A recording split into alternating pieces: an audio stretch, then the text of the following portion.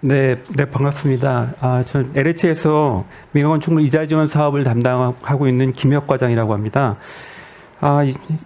이 시간은 그 공공사업에 이어서 민간건축물 지원 사업에 대해서 말씀을 드릴 텐데요. 그 내용이 좀 많아서 앞에 있는 내용을 좀 빠르게 넘어가고 구체적인 지원 사업에 대해서 이렇게 말씀드리는 시간을 갖도록 하겠습니다. 저희 준비한 내용 목차 중에 그린 리모델링의 필요성, 이게 다 아시는 걸 텐데, 저희가 이제 그린 뉴딜 사업이고 탄소 중립 2050 선언을 한 게 저희 그린 리모델링 사업에 더 탄력을 받아서 지금 더 이제 확대돼서 이제 진행이 되고 있습니다. 그래서 두 번째 민간 건축물 이자 지원 사업 현황에 대해서 주로 말씀드리고요. 올해 새롭게 지원이 확대된 3번의 이제 활성화 추진 현황에 대해서 좀 강조해서 말씀드리겠습니다. 저희 그 사업의 구체적인 내용은 저희 홈페이지에 있습니다. 그린 리모델링 창조센터 홈페이지에 민간 건축물 페이지에서 개요를 이제 보시면 좀 더 도움이 되겠습니다. 필요성은 이거 다 아시는 거니까 이거 빨리 넘어가겠습니다. 저희가 이산화탄소가 증가하고 있어서 저탄소 사회를 위한 저희 사업이 그것이 저희 사업의 배경이 됩니다. 이것도 넘어가고요. 특히 우리나라가 산업이 발전하면서 이산화탄소 배출량이 빠르게 증가하고 있는 것이 이렇게 이제 그래프를 통해서도 보이고 있습니다. 저희가 이제 그 탄소 중립 사회로 가기 위한 이런저런 방법들이 있는데 그 중에 건축물이 차지하는 부분도 있고 그 중에 건축물이 가지는 에너지 요구량을 줄이는 그런 사업을 저희 핵심적으로 이제 하고 있는 겁니다. 이것도 탄소 중립 추진 중요성 증대에 대해서 나온 거고요. 대통령께서도 말씀하셨죠. 탄소 중립 선언하셨고 그런 내용입니다. 자, 이거 넘어가겠습니다. 저희 이제 민간 건축물 지원 사업이니까 민간 건축물에 대해서 조금 더 말씀드리면 저희가 그 국내 건축물 중에서 한 60% 이상이 지어진 지 한 10년 이상에서 35년 이상 미만된 이렇게 리모델링을 요구하는 건축물로 분류가 되어 있습니다. 700만 동에 달하고 많은 숫자죠. 35년이 더 이제 넘어가는 건축물은 철거 대상으로 일단은 생각을 해서 저희 리모델링 사업의 대상을 10년 이상 35년 미만 이 정도로 정해놨는데 이제 60% 이상의 많은 부분을 차지하고 있기 때문에 민간 건축물의 그린 리모델링 활성화가 그만큼 중요하고 건축물에 대한 그 탄소 중립을 이루는데 가장 큰 역할이 요소가 되겠다 이렇게 말씀드립니다. 건물 성능은 점점 떨어지기 마련이죠. 시간이 가면서. 그리고 에너지 소비량이 점점 늘어나고 그래서 시간이 갈수록 지속적으로 그린 리모델링에 대한 수요가 이제 많아질 수밖에 없습니다. 자, 이제 시간이 없어서 앞에 거는 그냥 넘어갔으니까 이제 저희 그 자료가 있으니까 한번 보시고요. 구체적으로 민간 건축물 그린 리모델링 이자 지원 사업에 대해서 저희 말씀드리겠습니다. 민간 건축물은 이제 사유재산, 이제 민간 건축물이라는 게 소유자가 민간인인 것이 민간 건축물이거든요. 그래서 이제 사유재산이라서 공공 건축물처럼 직접적인 투자를 하기가 어렵고 간접적으로 이제 지원을 할 수밖에 없는데 그래서 해당 공사비에 대한 이자 부분을 지원하는 그런 이제 2차 보전 사업을 하고 있습니다. 넘어갈까요? 녹색 건축물 조성 지원법이라고 이제 비교적 최근에 생긴 법이고요. 그것이 사업 근거가 되고 국토교통부에서 하는 사업인데 저희 LH가 수탁을 받아서 LH 그린 리모델링 센터가 사업을 수행하고 있습니다. 사업 절차도를 이제 번호 순으로 잘 보시면 이제 이해가 되실 텐데 요거는 다음에 그냥 설명을 드리는 걸로 넘어가겠습니다. 자, 지원 내용은 아까 말씀드린 대로 해당 공사비를 은행에서 대출 받으신다는 게 전제가 되고 연리 3%를 주거 부분은 5년, 비주거 부분은 10년간 이렇게 지원해 드립니다. 이게 이제 그린 리모델링 사업을 공사하는 것이 이제 좋다는 거는 잘 아시는데 초기 투자비가 굉장히 많이 들어서 그런 비용이 부담이 이제 되시기 때문에 초기 투자 비용의 부담을 덜어드리는 역할도 되고 나름 이제 사업의 마중물 역할을 하는 그런 사업이라고 하겠습니다. 지원 기준은 공사 전후 한 20% 이상은 에너지가 줄어드는 계획이라고 이제 판별이 돼야 이렇게 심사에서 통과돼야 지원 대상이 되겠습니다. 공동주택 같은 경우는 창호만 가지고 등급을 가지고 저희가 이제 지원해 드리는데 그것도 어쨌든 명분은 이제 에너지 절감이 20% 된다라는 그런 해석이 있습니다. 그리고 지원 대상은 민간 건축물 그린 리모델링을 계획하고 실행 중인 모든 유형의 민간 사업이 이제 해당이 되겠습니다. 평가 기준은 기본적으로는 에너지 성능 평가 프로그램, 건축물 에너지 시뮬레이션 프로그램이죠. 에코2라든가 에코2 OD, 그리고 저희 LH에서 단독주택 전용으로 개발한 GRE 프로그램 같은 것들을 이제 수용하시면 되고, 이 프로그램이 사업자께서도 좀 하시는 게 쉽지 않아서 간이 평가표라는 거를 새롭게 만들어서 이제 올해부터 적용을 하고 있습니다. 예. 이 절차는 건축주와 그린 리모델링 사업자가 한 팀이 돼서 어떤 공사를 하겠다고 계획안을 만들어서 저한테 이제 제출을 하셔야 됩니다. 그러면 저희가 에너지 절감률이 되는지 또 비용은 적절한지 심사를 해서 확인서를 하나 내드리고요. 그걸 근거로 해서 공사를 하시게 되고, 건축주와 또 그린 리모델링 사업자, LH 그린 리모델링 센터 이 3자가 다 공사가 잘 됐다고 확인하는 문서를 한 번 더 내드리고 그것을 은행에 가지고 가셔야 그 다음에 이제 대출이 일어나고 그 다음 달부터 이제 이자 지원이 진행되는 그런 순서가 되겠습니다. 이것도 넘어가겠습니다. 계속 그 실적이 많아지고 있습니다. 그래서 이제 지원 이제 숫자만 보면 아주 계속 상승하고 있어서 작년 같은 경우에는 12,000건을 드디어 돌파를 했고요. 이제 올해는 2만 건을 목표로 하고 있는데 이제 그 지역별로도 많이들 신청하고 계십니다.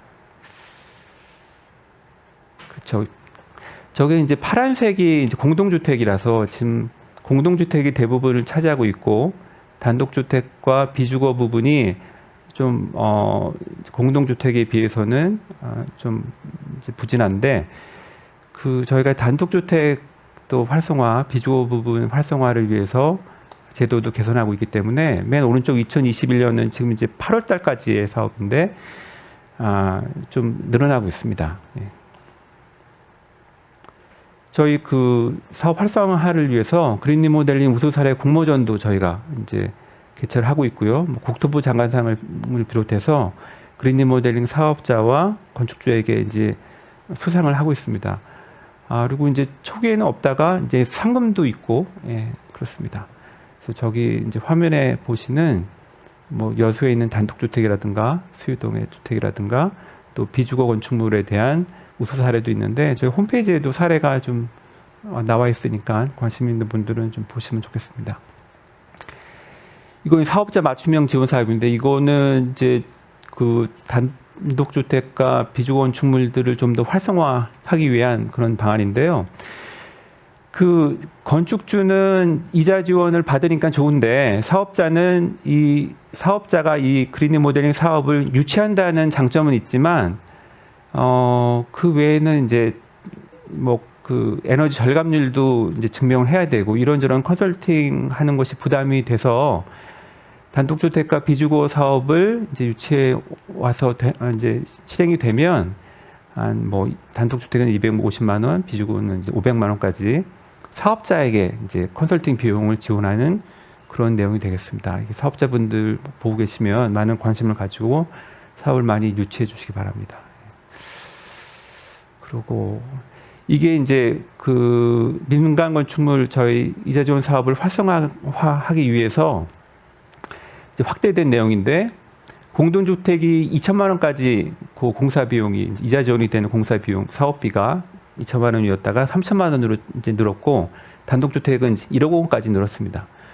그리고 공사 범위도 패시브적인 것들, 뭐 창호라든가 벽체 단열 그런 것들만 주로 하다가 이제 액티브적인 요소들, 그러니까 보일러라든가 기계적 장치들이죠. 이제 그런 것들도 같이 포함해서 이제 할 수 있도록, 그러니까 선택공사가 이제 늘어나고 많은 것들을 이제 그 사업 비용에 태우실 수 있는 사업이 더 이제 확대되고 좋아졌다고 말씀드리겠습니다. 그리고 은행도 저희가 이제 신한은행이 이제 주거 부분에 더 추가가 됐고 카드도 더 이제 확대가 됐습니다. 이거는 내용이 좀 복잡한데 시간이 없어서 제 홈페이지에 있는 것들을 보시면 좀 되겠습니다.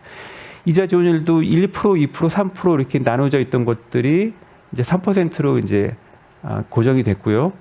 특히 비주건 촉물 같은 경우는 5년 안에 다 갚았어야 되는데 이자 지원 기간을 10년으로 이제 늘려서 좀 이제 상환하는데 부담이 좀 적어졌습니다. 그리고 중도 상환 수수료 같은 경우도 이제 물었어야 되는데 그것도 국토부에서 지원을 해 드리기로 했고, 또 절차도 좀 간소화돼서 에너지 시뮬레이션을 수행하는 것만 있다가 단독주택 같은 경우는 거기다 더해서 간이평가표를 사용해서 하실 수도 있습니다. 이제 주어진 시간이 10분밖에 없어서 이것으로 발표 마치도록 하겠습니다. 감사합니다.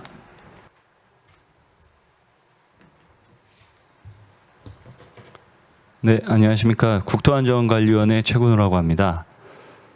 저희는 공공건축물의 에너지 소비량 공개 및 성능 개선 사업에 대한 방안 이 부분을 발표를 드리겠습니다. 기본적인 절차 발표 순서고요. 첫 번째로 사업 추진 배경, 그리고 공공건축물 성능 개선 사업 현황 및 제약 사항, 그리고 정책 고도화 방안, 마지막으로 기대 효과 이렇게 해서 발표를 드리겠습니다.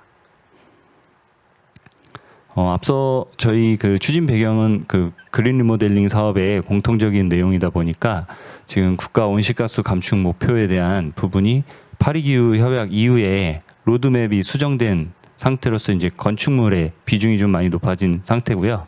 그래서 그 국가별로 에너지 수요 관리 강화나 에너지 효율화 추진, 그다음에 저탄소 산업 육성 등을 통해 온실가스를 감축하는 거고, 그다음에 그린 리모델링 활성화를 통해서 6,500만 톤을 감축하는 것이 목표입니다.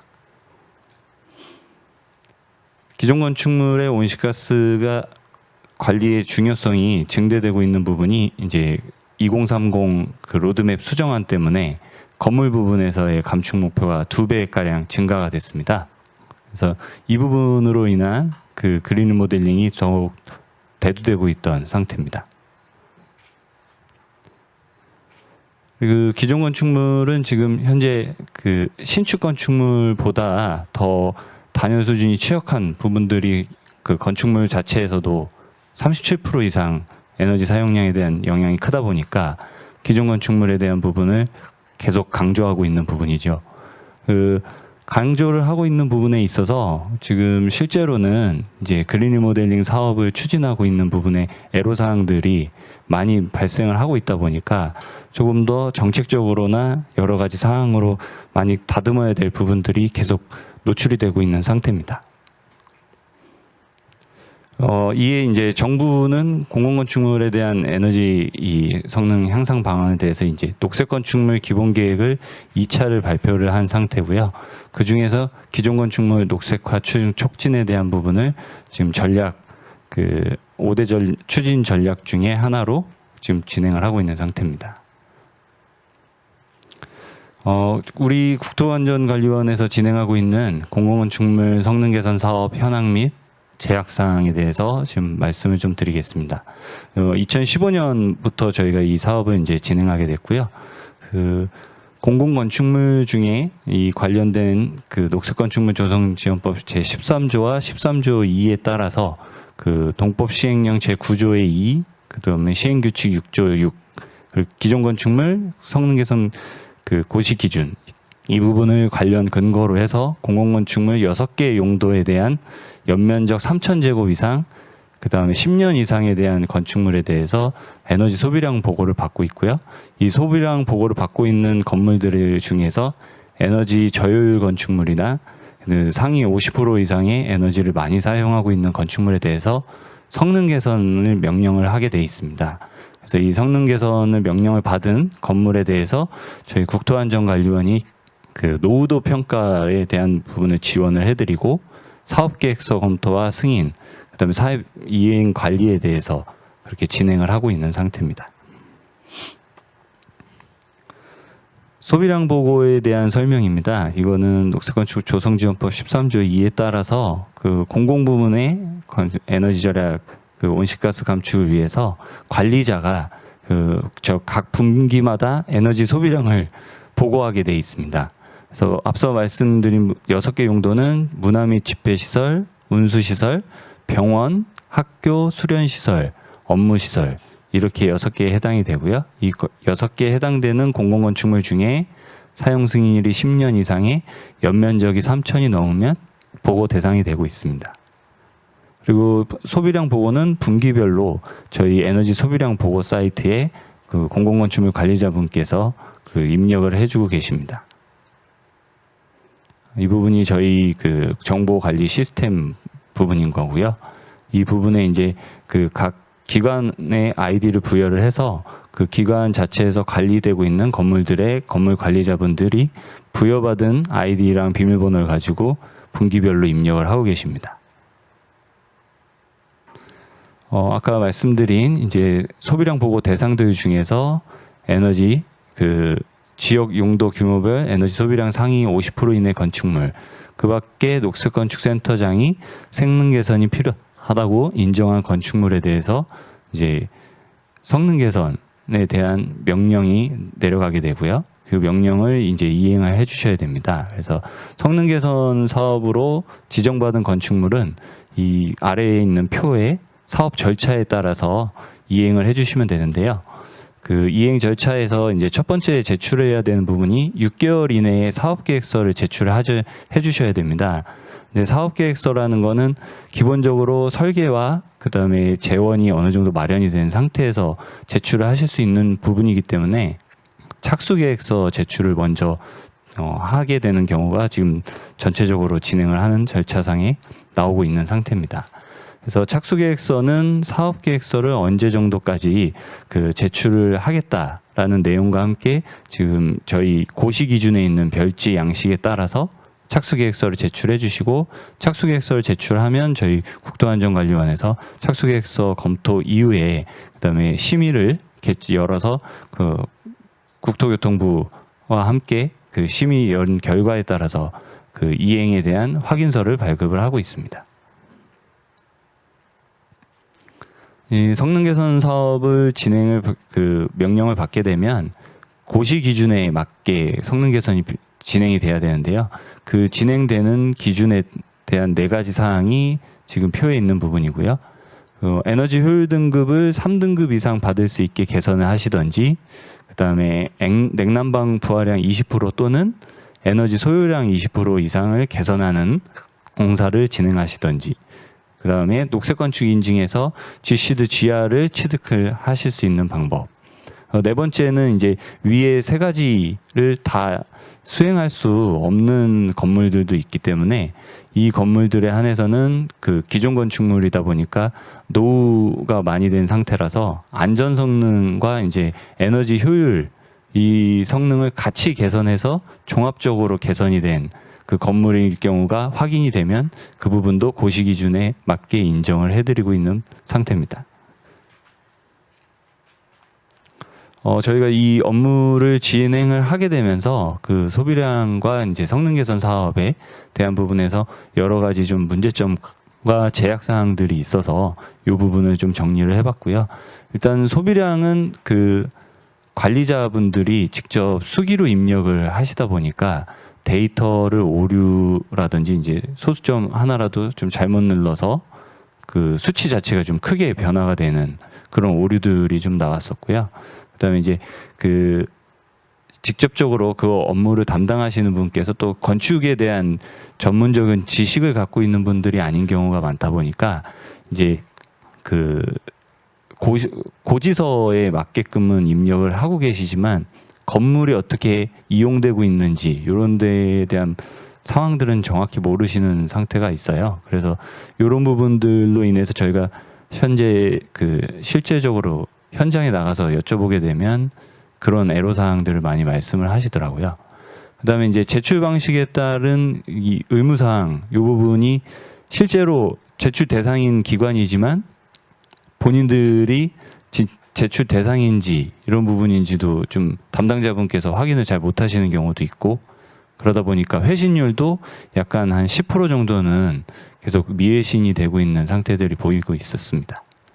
그리고 공공건축물의 이제 현황 파악이나 관리의 한계라는 부분은 담당자분들이 계속 바뀌다 보니까 이분들이 이제 인수인계나 이런 부분들이 좀 정확하게 안 되고 지나가는 경우들이 많더라고요. 그래서 그런 부분으로 인해서 또 어디 부분이 공사가 완료됐었던 이런 사항들이 시스템적으로 정리가 안 돼 있다 보니까 그런 부분에 있어서도 관리가 좀 어렵다.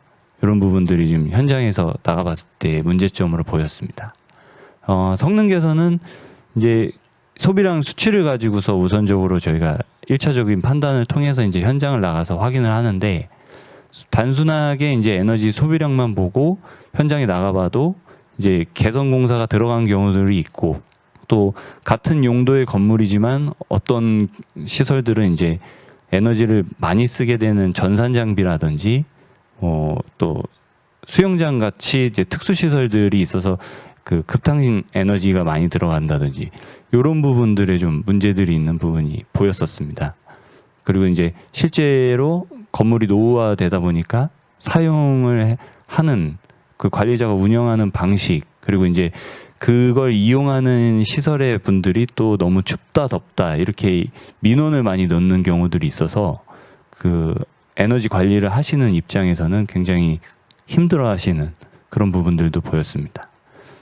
그래서 성능 개선 대상 지정의 이제 관리 체계 요 부분도 이제 저희 쪽에서 진행을 하고 있지만 지금 현재는 사실 권고 수준으로 이제 대상 선정이 되고 이행을 요청을 하고 있는데 이런 부분도 이제 확실하게 의무화로 진행이 되면서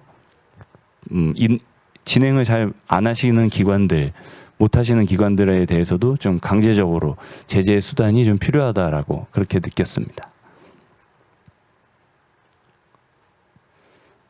이런 문제들을 가지고서 저희가 이제 정책 고도화 방안을 통해서 좀 그런 용역이나 이런 부분들에 또 같이 협업을 통해서 이제 더 정책적으로 발전될 수 있는 방안들을 좀 요청을 하고 이렇게 용역을 수행했던 부분이 있는데요. 그 저희 쪽에서는 지금 우선적으로는 그 에너지 소비량에 대한 부분이 이제 수기로 입력을 하게 되다 보니까 이 부분을 좀 자동화할 수 있는 부분을 계속 이제 찾다가 그 부분에 대한 거를 이제 저희 소비량 그 시스템에 자동적으로 좀 그 정보를 추출할 수 있게 이렇게 진행을 하려고 그 부분에 대한 거를 좀 보완하려고 진행을 하고 있습니다. 그래서 요 자동화 방안의 마련에 대한 이제 프로세스는 뭐 다음과 같이 이제 데이터 수집부터 벤치마킹 부분까지 진행을 하면서 저희가 지금 그 계속 고도화 방안에 대해서 용역 수행을 하고 있는 상태고요. 그래서 이제 에너지 소비량 자동화 시스템 구축을 하면 이제 현재 보고 체계보다 그 제약사항 부분을 좀 극복하면서 데이터 신뢰도도 향상시킬 수 있는 이런 부분을 첫 번째로 지금 가져가고 있고요. 요 소비량 평가에 대한 부분을 체계적으로 좀 마련을 해서 이제 지금은 성능 개선이 조금 대상 지정이 되는 부분이 좀 상위 50%라는 좀 어떻게 보면 그 비율 자체로 봤을 때 대상 선정이 될 수 있는 게 너무 좀 포괄적으로 넓다 보니까 이거를 좀 등급화해서 정말로 그 실제 냉난방 소비량이나 이런 부분에 있어서 샘플링과 표준 편차 통해서 우리 그 대상 선정이 좀 더 매끄럽게 될 수 있게 그렇게 진행을 하기 위해서 노력을 하고 있습니다. 그래서 요거는 이제 현행의 소비량 체계 평가에 대한 부분하고 저희가 향후 요 용역 수행 등을 통해서 이제 제안을 할 사항들이고요. 그래서 요 평가 체계 고도화를 통해서 실질적으로는 최하위에 있는 그 건물을 이제 성능 개선을 통해서 그래서 등급을 올려주는 그렇게 방안으로 지금 가려고 좀 진행을 하고 있습니다. 그래서 이제 성능 개선에 대한 부분에서 이제 저희가 법이나 정비 요 개선 방안도 지금보다는 좀 더 강화된 의무화가 절대적으로 좀 필요하고 과태료도 부과되면서 이 개선이나 명령을 좀 이행을 각 기관에서 잘 수행할 수 있도록 그렇게 좀 방안에 대한 부분을 좀 요청을 하려고 하고 있는 상황이고요. 그 지금 저희 이제 고시 기준이 올해 좀 바뀌면서 일단은 기존에는 녹색건축센터에서 이 업무를 수행할 수 있게 돼 있던 부분이 지금 올해 이제 국토안전관리원에서 단독으로 좀 수행할 수 있게 고시가 우선 개정이 됐고요.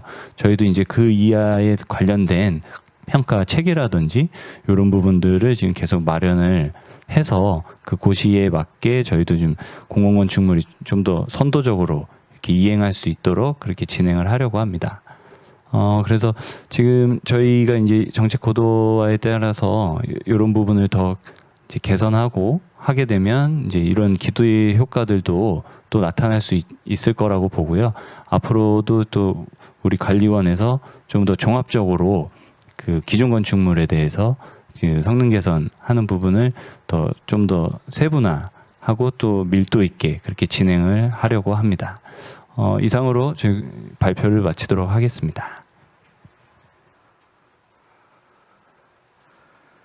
예, 안녕하세요. 예, 저는 오늘 뉴딜 그린 리모델링 컨퍼런스의 첫 번째 발제를 맡은 성균관대학교의 송두삼입니다. 오늘 이제 제 자료에 좀 이따 소개는 될 텐데요.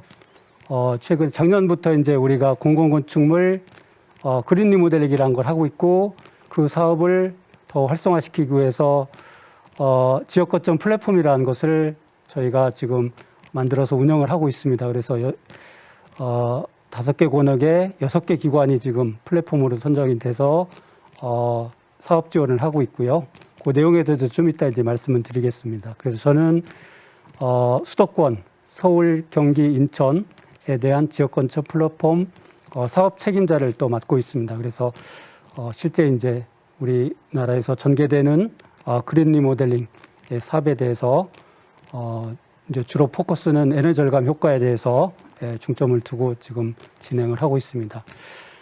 오늘은 이제 첫 번째 내용으로 탄소 중립을 위한 그린 리모델링의 필요성이라고 하는 주제를 가지고 여러분들하고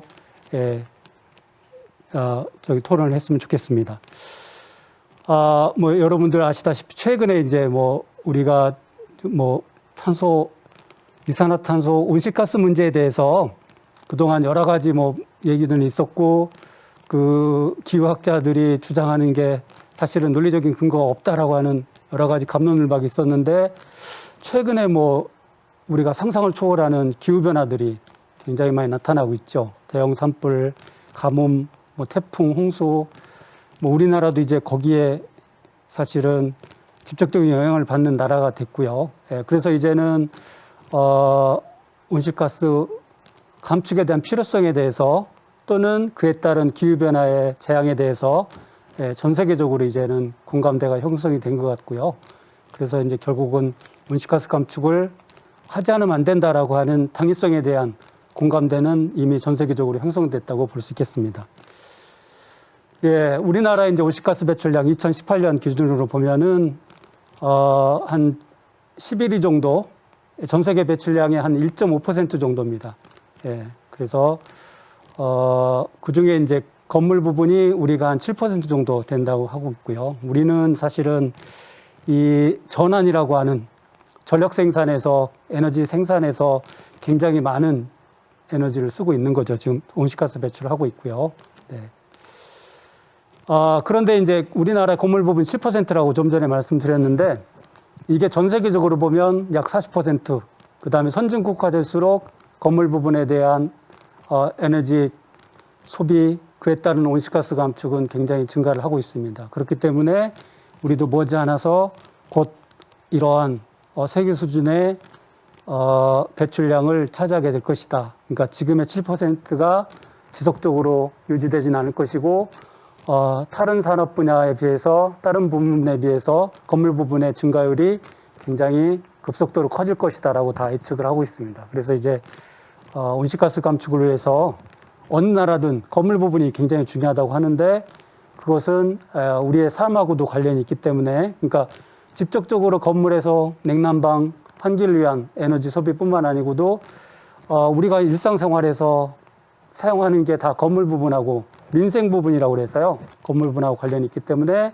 그래서 어느 나라도 온실가스 감축에서 건물 부분에서의 에너지 절감, 온실가스 감축량 감축은 가장 우선되는 정책이라고 할 수 있습니다. 뭐 작년에 이제 2050 탄소 중립을 선언을 하셨고요. 작년 10월 28일 날 우리 선언을 했죠. 작년에 이제 우리나라뿐만 아니고도 유엔 회의에서 촉발돼서 이제 많은 나라들이 탄소 중립을 선언을 했습니다. 그래서 이거는 이제 파리 기후변화 협정이 2015년 12월에 있었는데 큰 카테고리에서 이제 교토 의정서가 끝나는 시점에서 다시 전 세계에서 주요국들이 온실가스 감축에 대해서 합의를 하고 지구의 평균 온도 상승을 1.5도로 억제하기 위한 노력을 같이 하자. 그러려면 2030년까지 온실가스 배출량을 2010년 대비 한 45% 줄여야 되고 2050년에는 탄소 중립, 그러니까 발생량을 제로화해야 된다라고 하는 사실은 굉장히 달성하기 어려운 목표를 할 수밖에 없는 상황이라고 하는 거죠. 네. 이거는 여러 가지 시나리오에 대해서 얘기를 하고 있습니다. 그래서 뭐 4도, 그냥 지금 상태로 계속 간다면 4도 정도 증가할 것이고, 우리가 이제 2도씨 감축안에 대해서도 고민을 많이 했었는데, 결과적으로 이제 2050 탄소 중립은 1.5도 이하로 억제하기 위한 이런 방안이라고 할 수 있겠습니다. 예, 지금 2021년 7월 기준으로 해서 이제 세계 134개국이 탄소 중립을 선언했다고 그래요. 그래서 그 정책들을 보면 대부분 다 탄소 중립을 위해서 2050, 중국은 이제 2060을 지금 약속을 하고 있고 다 하는 목표나 정책들은 유사합니다. 그래서 예를 들면 뭐 에너지 효율 개선, 또 이제 자동차에 대한 그린 모빌리티, 그다음에 뭐 신재생 에너지, 그다음에 이제 그러한 그린 산업을 육성해서 다시 이제 산업을 더 발전시키는 그런 생각들. 그러니까 예를 들면 그거를 이제 우리가 탈탄소 동조화라고 하는데요. 그러니까 결국은 우리가 이제 GDP가 늘어나면서 그에 따른 온실가스 배출량이 증가할 텐데 이게 이제 그동안의 종래 방식이었다면 이제는 GDP가 증가하지만 온실가스 감축량은 혁신적으로 줄어드는 그러한 사실은 굉장히 어려운 숙제들을 지금 우리가 해결해야 되는 상황입니다. 그런데 그것도 이제 모지 않았다는 거야. 우리가 2030년 하면은 굉장히 먼 미래라고 생각했는데 2050년도 마찬가지죠. 이제 사실은 얼마 안 남았어요. 예. 자, 그래서 이제 우리나라도 작년에 탄소 중립을 선언하면서 우리가 사실은 그동안 조금 세계적으로 질책을 받아왔던 온실가스 감축 목표에 대해서 정량적인 목표로 해서 2017년 대비 27.4%로 줄이겠다라고 이렇게 수정한 바 있습니다. 예, 그 다음에 이제 올해 이제 8월 달에 탄소중립위원회에서 2050 탄소중립 시나리오 추안을 지금 만들어서 발표를 했죠. 물론 이거 갖고도 뭐 말이 많습니다. 그래서 이란은 뭐 18년 대비 96.5% 감축, 이란은 97.3% 감축, 사만이 이제 제로 에미션인데 실제적으로는 사만은 지금 추진하기 어려울 수도 있다라고 하는 의견들을 내서 지금 언론에서 약간 질타를 받는 상황이고 이제 의견을 들어서 추진안을 만들겠다라고 하는 얘기들이 지금 진행이 되고 있습니다. 그렇지만 뭐 이 이란 이안도 굉장한 거죠. 네. 자, 그 다음에 이제 건물 부분 시나리오는 네, 지금 현황에 대해서 이란 이안은 86.4%, 사만이 이제 우리 제로 아닌데 88.1% 감축이라고 하는, 사실은 실제적으로는 건물 부분이 부담해야 대한 감축분이 더 늘었습니다. 옛날에 우리가 추진했던 거에 비해서. 그래서 이제 건물 부분이 여러 가지 혁신적인 노력을 하지 않으면 안 되는 상황이죠. 앞서 모두에서 말씀드렸던 것처럼 우리가 점점점 선진국화돼서 산업 구조가 이제 3차 산업, 4차 산업으로 가면 사실은 이제 우리가 산업 실제적인 공장에서 배출하는 것보다는 건물 사용해서 배출하는 게 많아지기 때문에 사실은 건물은 계속 지속적으로 증가를 할 텐데 그럼에도 불구하고 88% 감축해야 된다고 하는 것은 건물 부분에서 굉장한 노력이 요구된다는 거죠. 자, 그래서 이제 우리가 그 추진책으로는 크게는 이제 제로에너지 빌딩, 그린 리모델링을 기점으로 해서 앞으로 이제 모든 건물은 다 제로에너지 건물 하겠다. 뭐 인증제도는 이미 지금 진행이 되고 있습니다. 근데 그 로드맵을 지금 더 앞당겨서 이제 뭐 2030년, 2025년에 대부분의 건물들이 제로로 지어지는, 그렇지만 우리가 이제 건물 전체 물량으로 따지면 기존 건물이 굉장히 중요한 거죠. 기존 건물은 에너지 성능도 나쁜 데다가 또 대부분의 건물들이 우리가 이제 기존 건물이라고 칭할 수 있기 때문에 결국 기존 건물에 대한 에너지 효율 향상을 위한 그린 리모델링을 하지 않으면 안 되는, 그리고 여기서 100%라고 했는데 뭐 가능할지 모르겠지만 해야 되는 상황입니다. 네. 그 다음에 이제 뭐 고효율 기기라든지 스마트 에너지 관리, 네, 이런 부분들. 그 다음에 이제 건물 부분, 앞서도 제가 말씀드렸지만 건물이란 게 사람의 소비 행태에 따라서 에너지 소비 특성, 온실가스 배출 특성이 달라지기 때문에 결과적으로 건물 부분에서 온실가스 감축을 위해서는 우리 국민들이 자발적으로 참여하는 소비 행태 개선이 필요하다. 그런데 이런 것들을 그냥 강제적으로 할 수는 없죠, 그렇죠? 그렇기 때문에 어떻게든 국민들이 여기에 참여해서 자발적으로 절감을 할 수 있는 그러한 유인책 또는 뭐 어떻게 하다 보면 굉장히 어려울 수도 있는데 약간 징벌적인 그러한 제도 보완이 필요하겠다라고 지금 다 우리나라뿐만 아니고 선진국을 중심으로 검토를 하고 있습니다.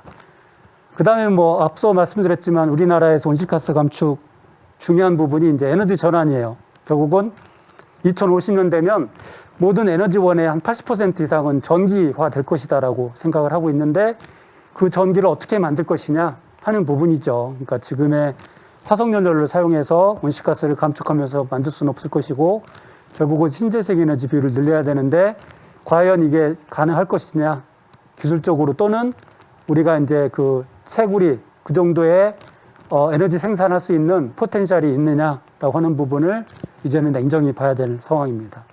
그 다음에 이제 발전하는 거에서도 저탄소 에너지 활용을 하겠다. 뭐 전력화에 대해서는 좀 전에 말씀드렸던 부분이고요. 네. 그 다음에 이제 그동안에 이제 우리가 건물에서 에너지 절감이라고 한다면 단위 건물 기술에 대해서 굉장히 많이 집중을 해왔어요. 그러니까 단위 건물에 대해서 에너지 절감하는. 그런데 그걸로는 한계가 있더라. 그래서 결국은 이게 이제 국토부에서 작년 12월 달에 이제 탄소 중립 추진 전략을 발표하면서 이제부터는 도시 국토 저탄소화를 하겠다. 저는 굉장히 좋은 생각이고 진작부터 이렇게 갔어야 된다라고 생각을 하고 있습니다. 그래서 이제는 단위 건물에서 열심히 하는 것도 중요하지만 도시 레벨에서 뭐 적게는 마을 단위에서의 에너지 자립이나 특히 이제 저는 에너지의 로스를 좀 줄이는 거가 굉장히 필요하다. 그러니까 예를 들면 에너지 구조상 뭐 에너지라면 전기하고 열을하고 이제 크게는 대변할 수 있는데 특히 열을 많이 소모하는 버리는 경우들이 굉장히 많은데 그런 것들을 좀 제대로 된 관리를 통해서 효율적으로 사용할 수 있도록, 그래서 결과적으로 보면 도시 전체에서의 사용하는 에너지 또는 이제 에너지나 온실가스 감축에서 보면은 사실은 신도시를 확장하는 것도 정답은 아니라고 할 수 있겠죠, 그렇죠? 그래서 그래서 결국은 주택 문제는 해결될지 모르겠지만 이동에 따른 그러니까 근무 형태도 바뀌어야 될 수도 있을 것 같아요. 그러니까 재택근무도 적극적으로 좀 고민을 해야 될 거라는 생각이 좀 들고요. 자, 그 다음에 이제 오늘의 주제인 그린 리모델링에서 말씀을 드리면 노후화된 건물이 거의 많다. 지금 우리 약 건물이 740만 동 정도 되는 것 중에 한 74%가 15년 이상 됐다라고 하는 거죠. 네, 그래서 이제 그런 부분들의 문제를 해결해야 된다라고 하는 부분이고요. 네. 자, 그래서 이제 공공건축 그린 리모델링을 지금 국토부에서 하고 계시고, 예, 뭐 보면은 에너지 30% 절감, 일자리 창출, 온실가스 감축 뭐 이런 것들을 목표로 해서 하고 있습니다. 그래서 작년 한 844개 동을 했고요.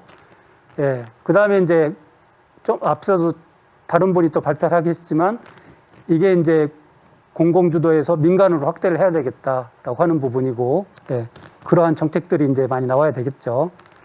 예, 그래서 미국이나 지금 바이든 정부가 이 그린 뉴딜 비슷한 정책을 통해서 기존 건축물을 리트로핏이라고 하는 리모델링을 하는 것들, 그 다음에 친환경 공공주택 보급이라고 하는 4년간 2,400조를 투자하겠다고 지금 예, 추진을 하고 있습니다. EU도 리노베이션 웨이브라고 해서 예, 리노베이션 속도를 리모델링 속도를 2배로 가속화시켜서 예, 2030년까지 약 3,500만 개 건물을 리모델링 하겠다. 또 일자리 창출하겠다라고 지금 하고 있죠. 네.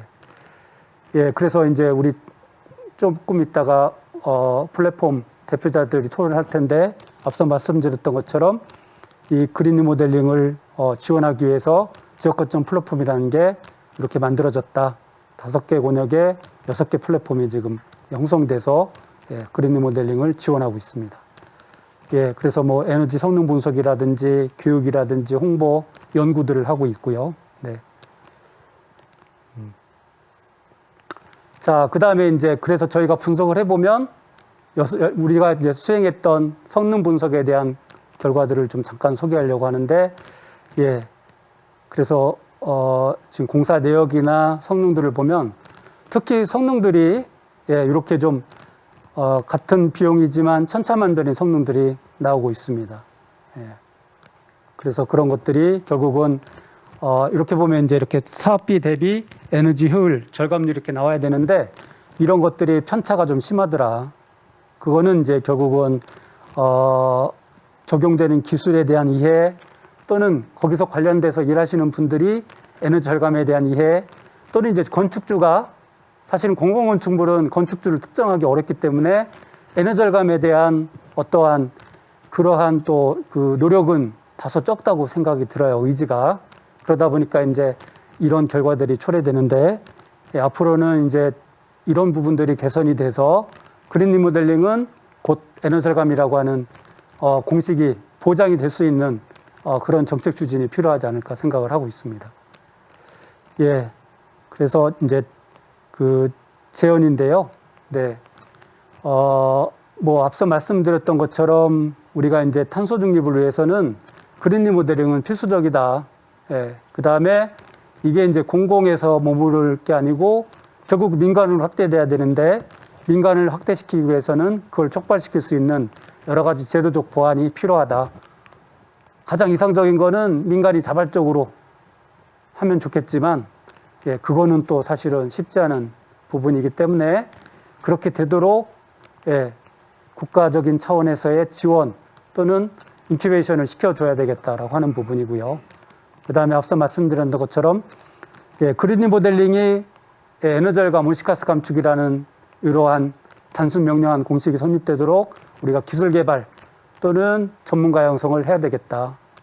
그래서 저는 궁극적으로는 이 전 세계 그린 리모델링 시장에 우리 기업들이, 전문 기업들이 많이 나와서 국제시장에 진출해서 우리가 새로운 먹거리로 국제시장에서 경쟁력을 가질 수 있도록 우리가 그린 리모델링 기술 개발하고 전문가 양성을 해야 된다고 생각을 하고 있습니다.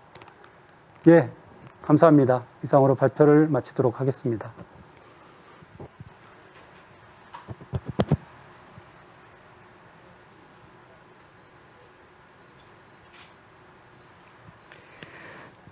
안녕하십니까. 한국건설생활환경시험연구원 박덕준입니다. 제가 발표드릴 주제는 그린 리모델링 활성화 및 시장 확대를 위한 제언 부분입니다. 그린 리모델링 창조센터 LH공사 국토안전 관련해서 지금 이자 지원 사업 그리고 6대 거점 플랫폼 사업 등을 통해서 현재 공공 부분에서의 많은 시장 확대와 민간 부분에서의 시장 확대를 위한 정책 사업들을 진행을 하고 계십니다. 앞으로 그린 리모델링 활성화를 위해서 또 시장 확대를 위해서 더욱 필요한 부분들을 선진국 사례를 바탕으로 내용들을 좀 구성해 보았습니다. 발표드리겠습니다. 네, 첫 번째로 탄소 중립과 그린 리모델링 부분 말씀드리겠습니다. 아시다시피 작년 한국판 뉴딜 정책을 발표하면서 앞으로 경제 활력 제고와 일자리 창출을 위해서 전체 28개 과제를 국가에서 발표를 했었고 그중에 10대 대표 과제로서 그린 리모델링 부분이 그린 뉴딜의 사업으로서 발표가 되었었습니다. 국제에너지기구에서는 넷제로 바이 2050이라는 것을 2021년 7월 올해 발간을 했습니다. 여기서는 앞으로 글로벌 에너지 분야의 로드맵을 발표를 하면서 전기, 열, 산업, 수송, 건물 부분에서 탄소중립 달성을 위해서 필요한 주요 정책과 기술 로드맵을 제시를 했습니다. 여기서 건물 부분에서는 앞으로 탄소 배출량을 2030년까지 40%, 2050년까지 95% 감축하기 위해서 필요한 부분으로서 2030년까지 기존 건축물의 20%를 리모델링하는 것이 필요하고 모든 신축 건축물은 제로 카본 레디 빌딩 스탠다드를 준수해야 된다라고 발표했습니다.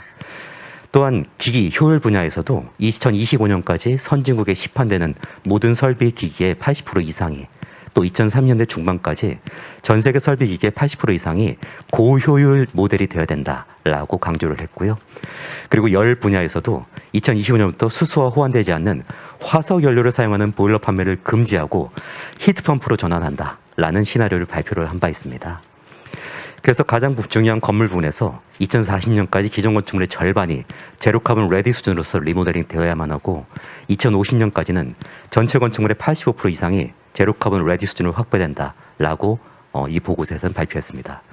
여기서 언급된 제로 카본 레디라는 것이 어떤 부분이냐라는 부분들은 에너지 효율이 매우 높고 재생에너지를 직접 사용하거나 2050년까지 충분히 탈탄소화되는 전기나 지역난방과 같은 에너지 공급을 사용하는 건축물이라고 말하고 있습니다. 다시 말하면 제로카본 레디 빌딩으로 지어진 건물은 향후에 추가적인 변화, 다시 말하면 외피나 설비의 리모델링, 리트로핏 없이도 2050년까지 제로카본 빌딩이 가능한 상태를 의미하게 됩니다. 결국 건축과 설비 분야에서 할 수 있는 모든 역할들을 제로카본 레디 빌딩을 통해서 달성하고 향후에 재생에너지와 에너지 공급 사이드에서의 탈탄소화를 통해서 탄소 중립을 추진하는 것을 목표로 하고 있습니다. 그래서 이제 국제에너지기구에서는 넷제로라는 건물문 변화 방향으로서 세부적으로 제시한 내용 중에 냉방에 대한 부분에 언급이 있었습니다. 현재 전 세계의 건물의 냉방에너지 부분은 5% 정도를 차지하고 있지만 향후에 소득 증가와 그리고 기후 변화로 인해서 이 건물 냉방 부분의 에너지 소비는 증가할 전망입니다.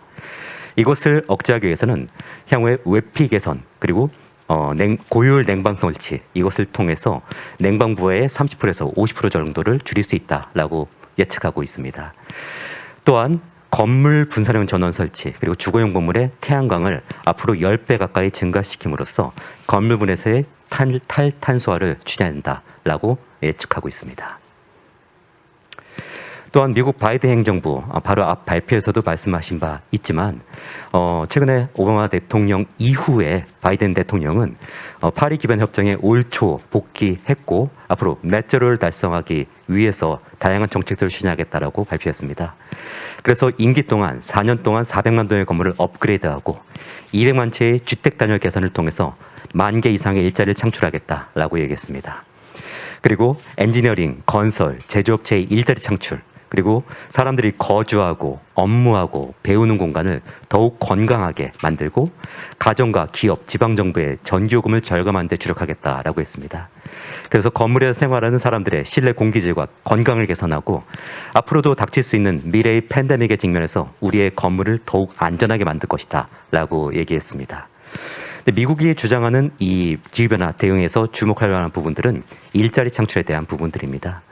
미국에서 생산되는 더욱 청정하고 비용이 적게 드는 고효율 LED 조명, 전자기기, 냉난방 시스템의 제조, 설치, 서비스, 유지 관리에 숙련된 미국의 노동력이 참여하는 것을 목표로 하겠다라고 얘기를 하고 있습니다. 그래서 앞으로 클린 에너지 퓨처를 위해서 양질의 미국의 일자리 창출과 공기질, 에너지 효율 개선, 노약자, 빈곤 지역 등을 경제 활성화와 연계해서 2조 달러를 투입하겠다. 그래서 일자리 100만 개를 창출하겠다라는 결국은 기후변화 완화의 목표는 일자리 창출과 함께하겠다라는 재정 투입의 목적을 발표를 한 바 있습니다. 그럼 최근의 그린 리모델링과 트렌드 변화 부분에 대해서 말씀드리겠습니다. 결국 건축과 건물이라는 부분들은 행위와 결과라고 구분할 수 있겠습니다. 건물의 사용자는 계속적으로 변할 수밖에 없습니다. 물리적인 사용자의 구성도 변화하고 시간 흐름에 따라서 라이프 사이클이 변화하게 됩니다. 트렌드 및 사회 변화는 건물을 사용하는 사람들의 일상과 또한 환경의 변화를 반영하는 유기적 연계관계를 가지게 됩니다. 그래서 신축 건축물의 준공이라는 것은 건축의 최종 결과가 아니라 건물의 시작이라고 볼 수가 있습니다. 건물이 시작함으로써 오퍼레이션, 메인터넌스라는 것이 지속적으로 유지가 돼야 되는 것이고 노후화됨에 따라서 성능 개선을 위한 리노베이션이 필수적으로 하게 됩니다. 공급자가 주로 의사결정자가 되는 신축 중심의 관심을 앞으로 기존 건축물 공간의 사용자 그리고 리모델링 수요자 중심으로 다각화할 필요가 있습니다. 리모델링과 용도 변경을 통해서 새로운 공간을 재창조하고 건물의 구조적 제약을 넘는 창의적 아이디어와 기술적 해법을 만들어서 종합하고 극복할 필요가 있습니다. 기존 공간을 재해석하고 리모델링을 통해서 새로운 용도의 공간으로 재탄생하는 것을 스케일업하게 되면 도시재생 프로젝트로 다양하게 연결될 수가 있습니다. 리모델링의 목적 및 유형 부분을 보게 되면 결국은 건축물의 노후화를 억제하거나 기능 향상을 위하여 증축, 개축 또는 대선을 하는 것을 리모델링이라고 말할 수 있는데 다양한 성능을 개별적으로 아이템별로 개선하는 것보다는 종합적 연계 개선함으로써 효과를 극대화하는 패러다임의 전환이 앞으로 필요합니다. 리모델링의 목적으로서 볼 수 있는 안정 성능 개선 부분에서는 지진과 화재 등의 재해에 대비하기 위한 구조적 안전 기준 강화 그리고 건축물 수명의 장기화에 발맞춰서 리모델링의 성능의 보강 기술이 요구되고 있습니다. 기능적 성능 개선 부분에서는 초기 공간, 자재, 설비 등이 현재의 사회적, 개인적 환경 변화에 따라 건축물의 용도 및 기능 변화가 요구된다 볼 수 있습니다. 미관 성능 개선 부분에서는 재료의 노후화에 따른 건축물의 미적 가치와 만족도 제고를 위한 인테리어와 외부 마감 개선이 필요합니다. 환경 성능 개선 부분에서는 기존 건축물의 열환경, 빛환경, 공기환경, 음환경 등 개선을 통해서 거주자의 쾌적성과 건강, 생산성 향상, 도시재생 등의 사회적 환경을 개선을 연계해야 합니다. 마지막으로 에너지 성능 개선 부분에서는 경제성 향상 추진의 가장 근본적 중요 요소 중 하나인 건축물 LCC의 에너지 소비를 줄이고 다양한 성능 개선과 종합적 연계되는 에너지 성능 개선을 접근할 필요가 있습니다. 그린이므로의 장애물로서 몇 가지를 꼽을 수 있는데요. 파이낸셜, 재정적 장애물로서는 높은 초기 비용, 제한된 공공 예산, 건물주와 임차인의 인센티브 분리, 약한 가격 시그널, 그린이문에 따른 재산가치 차등화의 부족, 그리고 거래 비용의 발생을 들 수가 있습니다. 구매자 측면에서는 지식과 정보, 시간 소요에 대한 거부감과 귀찮음, 종전에 대한 관성, 부정적 결과에 대한 불안감, 기존 기술에 대한 애착 등을 들 수가 있습니다. 커뮤니케이션 부분에서는 탈탄소 전략의 홍보, 이해 부족, 리노베이션 혜택에 대한 관심 부족, 실용적인 기술적 지원이 부족한 것을 들 수가 있습니다. 서플라이 체인, 공급망 부분에서는 리노베이션 역량의 미성숙, 저탄소 리노베이션 기술의 한정성, 복잡한 리노베이션 과정에 대한 품질 확신의 부족을 들 수가 있습니다. 입법 및 규제 부분에서는 복잡한 행정적 절차, 단편적이고 서로 중복되는 정책들과 법령들, 쉽게 달성될 수 있는 것들 위주의 홍보, 건물과 임차인의 인센티브 분리와 같은 장애물을 극복할 수 있는 정책 수립과 이 시행의 부족을 들 수가 있습니다. 결국 소유주 및 사용자의 다양성과 주거 상업용 건물의 임대차와 같은 건물의 복잡성 그리고 관련 리모델링의 장벽은 앞으로 건물분 탈탄소 전략에서 반드시 고려돼야만 하는 요소입니다. 그래서 유럽연합에서는 건물 리노베이션의 경제적, 사회적 혜택, 환경적 혜택에 대해서 일자리, 건강, 에너지 빈곤의 해결에 특히 중요하다라고 보고 있습니다. 유럽연합의 건설 분야에서는 9인 이하의 회사들인 중소기업들이 약 94%를 차지하고 있습니다. 그래서 유럽연합에서는 연간 레노베이션의 비율을 1.2%씩 올리거나 2030년 약 2배로 올리게 되면 다양한 연간 효과를 기대한다라고 하면서 연간 1,010억 유로의 추가적 투자를 통해서 레노베이션 시장을 2배로 성장시킬 수 있고 최종 에너지 소비 그리고 이산화탄소 배출에 대한 정량적 효과를 발표하고 있습니다. 또한 56만 8천 개의 직접 고용 순 중 그리고 레노베이션 일자리의 3분의 2 증가, 그리고 건강 부분에서도 취사율과 의료비용 감소와 같은 건강 혜택을 금전적 환상을 해서 수치적으로 제시하고 있습니다.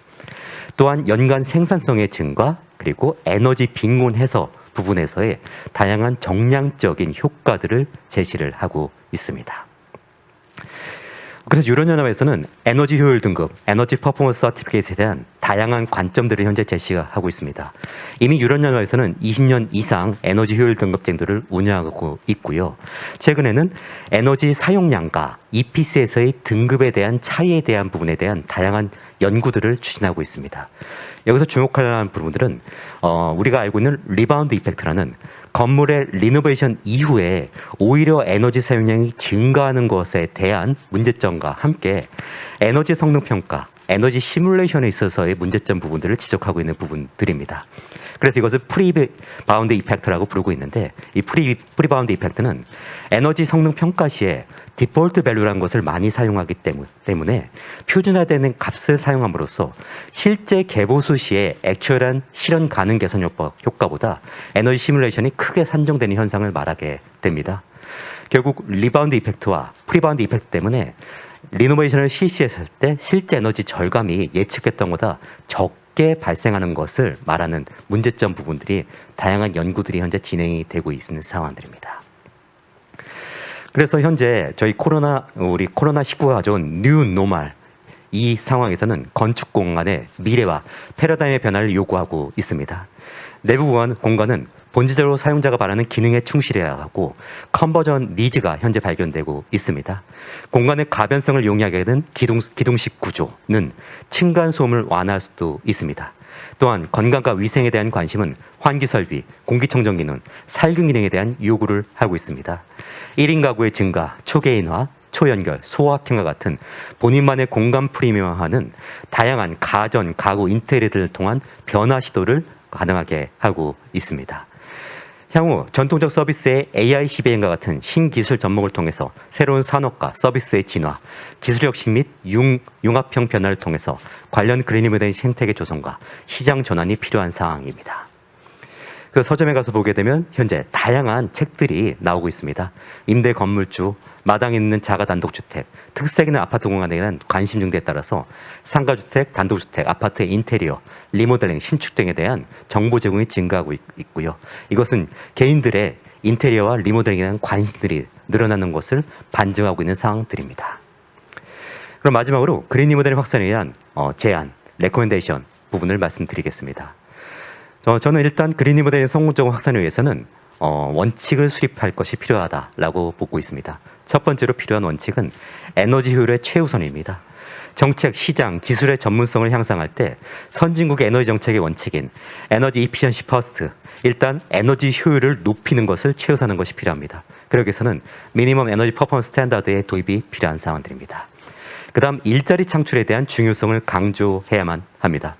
다음 건강과 환경 기준에 대한 부분들을 결국은 실내 공기질과 환기 성능, 그리고 물 관리, 재해 예방, 성면, 라동과 같은 유해 물질에 대한 부분들을 그린 리모델링과 연계시키는 것이 필요합니다.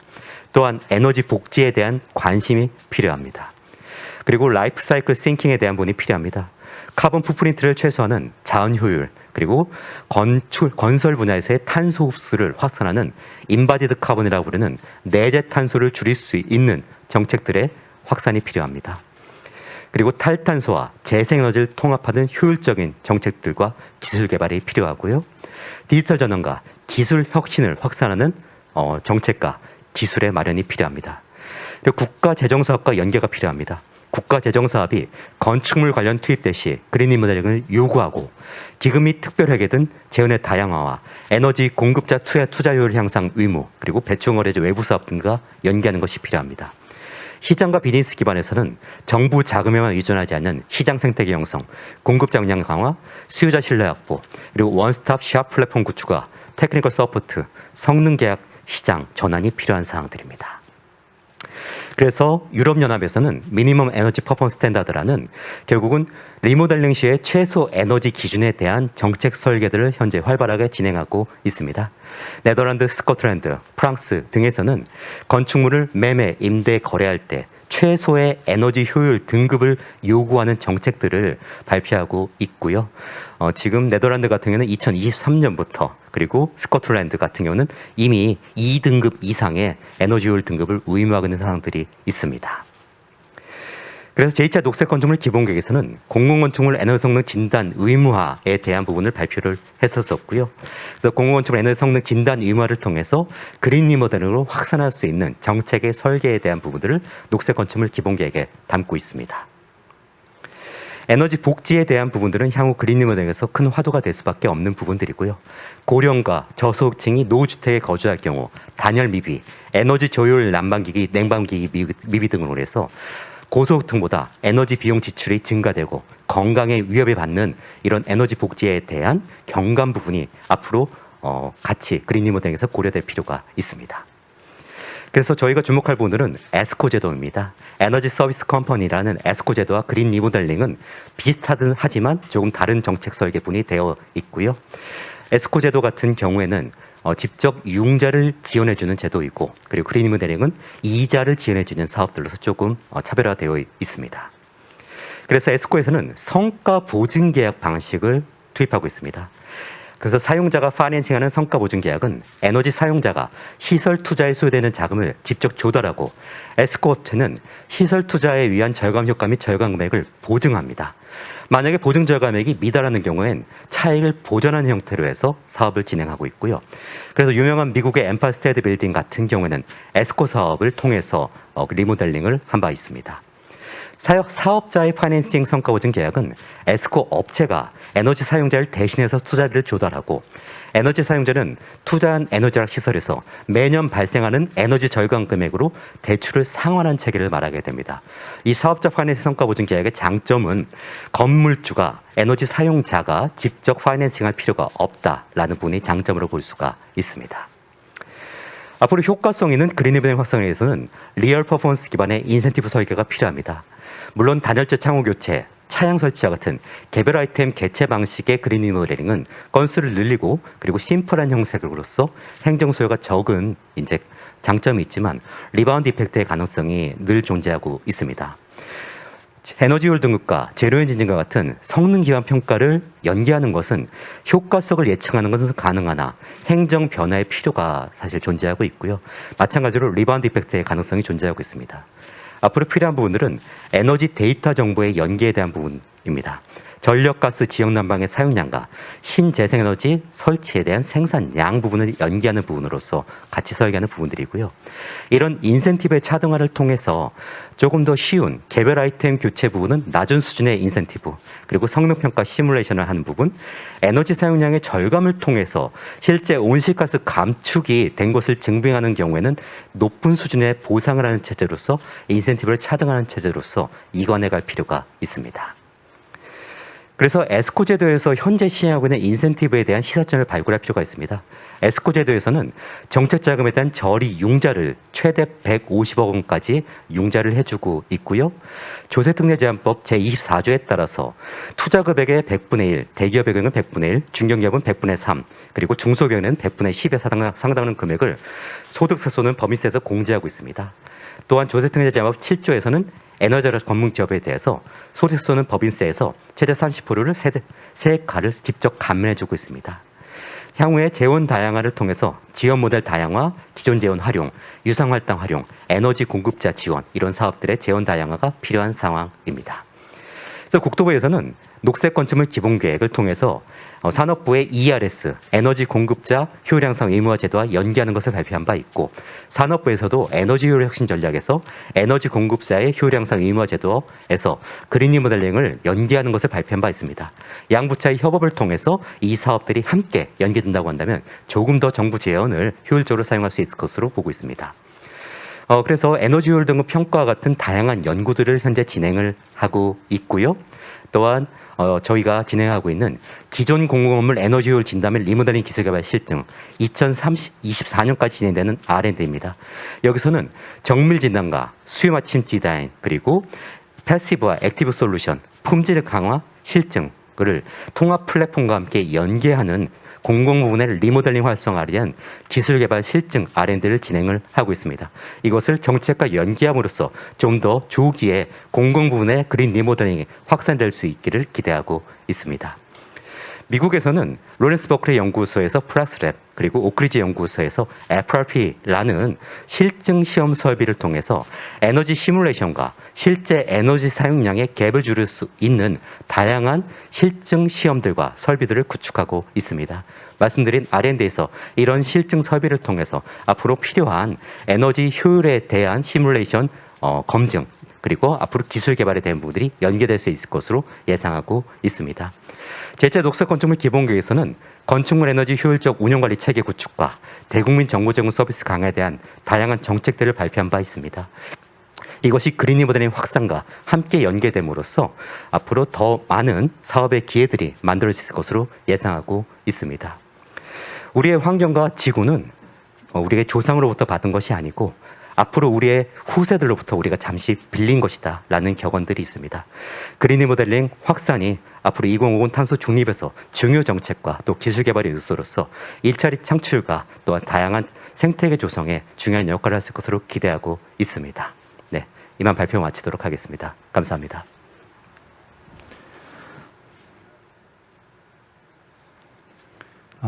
네, 안녕하세요. 잘그린 건축 연구소의 민현준 소장입니다. 오늘 저는 그 공공건축물 그린 리모델링 사업을 그 지난 2020년에서부터 올해까지 그 진행된 건을 중심으로 과연 어떤 이야기들이 그 안에서 있었는지 그리고 그 안에서 또 우리가 어떤 문제를 발견했는지 그 내용들을 한번 공유하고자 하고 있습니다. 그 그린 리모델링 많이 들어보셨겠죠? 이 탄소 중립 사회를 가기 위한 이제 건축물의 큰 그 개선 방향이고요. 그동안 우리가 이제 인구가 계속 늘다 보니까 면적이 부족했고 부족한 면적을 가지고 면적 중심의 공급을 했다면 이제는 이제 인구가 줄고 있죠. 특히 저희 아이를 보면 이제 학교에 굉장히 적은 아이들이 다니고 있는 걸 확인을 할 수가 있고요. 그에 따라 이제 과연 이 공간에서 우리가 지어진 공간에서 얼마나 퀄리티 있게 살 것인가 이 질에 관한 문제로 이 전환이 되면서 건축에 관한 사항 그리고 현재 우리가 살고 있는 이 환경이 과연 적절한가에 관한 문제가 점차 대두되고 있는 거라고 저는 보고 있습니다. 그 중요한 이제 그 변곡점 중에 하나가 이 그린 리모델링 그러니까 리모델링이 아닌 그린 리모델링이라고 보고 있고요. 여기에 대해서는 이제 기존에 우리가 알고 있는 건축물의 리모델링과 이 녹색 건축법에 따른 이 녹색 건축물 다시 말해 이 그린이라는 것이 붙어서 이 그린 리모델링이 됐고 이에 따른 운영이라던가 어떤 국가적인 이 개선 방향도 점차 많이 정립이 돼가고 있는 그런 상황에 이 지금의 현실입니다. 그래서 이 에너지 낭비가 많은 건축물을 주거 환경도 개선하고 냉난방 비용도 절감하고 에너지 효율도 향상하고 기존 건축물의 이 가치도 상승시키는 그런 쾌적한 녹색 건축물로 바꾸는 그린 리모델링이요. 기술적으로 보면은 패시브 건축 기술과 이 신재생 에너지 등을 이용한 이 액티브 설비 기술들이 합쳐져 가지고 그린 리모델링이라고 이해를 해주시면 됩니다. 그리고 이것은 이제 전회에서 말씀 주신 이 2050년까지 우리가 준비해야 되는 이 탄소 중립 사회를 위해 현재 30년 남은 시점에서 보통 건축물의 내용 연수 그러니까 건축물의 수명을 생각하면 30년 충분히 이용하고 남고도 한 두세 번은 더 이용할 수 있는 그런 건물의 수명이다 보니까 과연 우리가 어떻게 준비할 것인가에 관한 중요한 이 문제가 이 안에 담겨져 있습니다. 그렇게 해서 공공건축물은 그 2020년 작년에 이 그린 리모델링 사업을 크게 시작을 했었습니다. 이는 현재 이제 그린 리모델링 창조센터라는 그 기관, 다시 말해서 이제 한국토지주택공사에서 사업을 시작을 했었고요. 근데 이게 작년에 정말 처음 만들어진 건 아니었습니다. 앞서서 이야기가 많이 나왔던 그 제2차 녹색건축물 기본계획에 그리고 제1차 녹색건축물 기본계획에서도 그린 리모델링이라는 사항은 늘 있었고요. 특히 이제 2차 녹색건축물 기본계획에서부터는 우리가 그린 리모델링을 더 본격적으로 하겠습니다라는 그 선언들을 2019년에 그 한 바가 이미 있습니다. 다만 그 사이에 코로나가 터졌죠. 그리고 그 부분을 이제 극복하기 위해서 우리는 과연 무엇을 더 해야 하는가라는 것에서 이 여러 번 일자리 문제가 나온 것처럼 이 한국판 그린 뉴딜 사업과 연계돼서 그린 리모델링 사업이 이 건축물 분야의 중요한 이 성능 개선과 어떤 그 현재 우리 삶의 질의 문제 그리고 이 일자리의 문제들을 동시에 해결할 수 있다라는 그런 내용이 이제 중심이 되면서 이 그린 리모델링이 작년 5월에 논의가 큰 확장에 관한 논의가 시작이 되었습니다. 근데 문제는 거기 있죠. 누구를 어디까지 개선을 할까? 그래서 어떤 대상을 할 것인가? 그리고 우리가 얼마나 할 것인가에 관한 여러 고민들이 그 사이에 벌어졌었고요. 거기에 대해서는 이제 노후 건축물을 약 1000여 동을 그리고 임대주택을 10,000호 정도를 이제 개선을 하겠다라고 하면서 그에 따른 노후 건축물의 에너지 성능, 쾌적성 그리고 화재 성능이나 이 뭐 최적 설계에 대한 사업비 그리고 구조 안전에 관한 이 전체 사업에 관한 이 기획에 관한 고민들도 했었고요. 그리고 그에 따른 이 설계와 시공 범위를 과연 어디까지 할 것인가.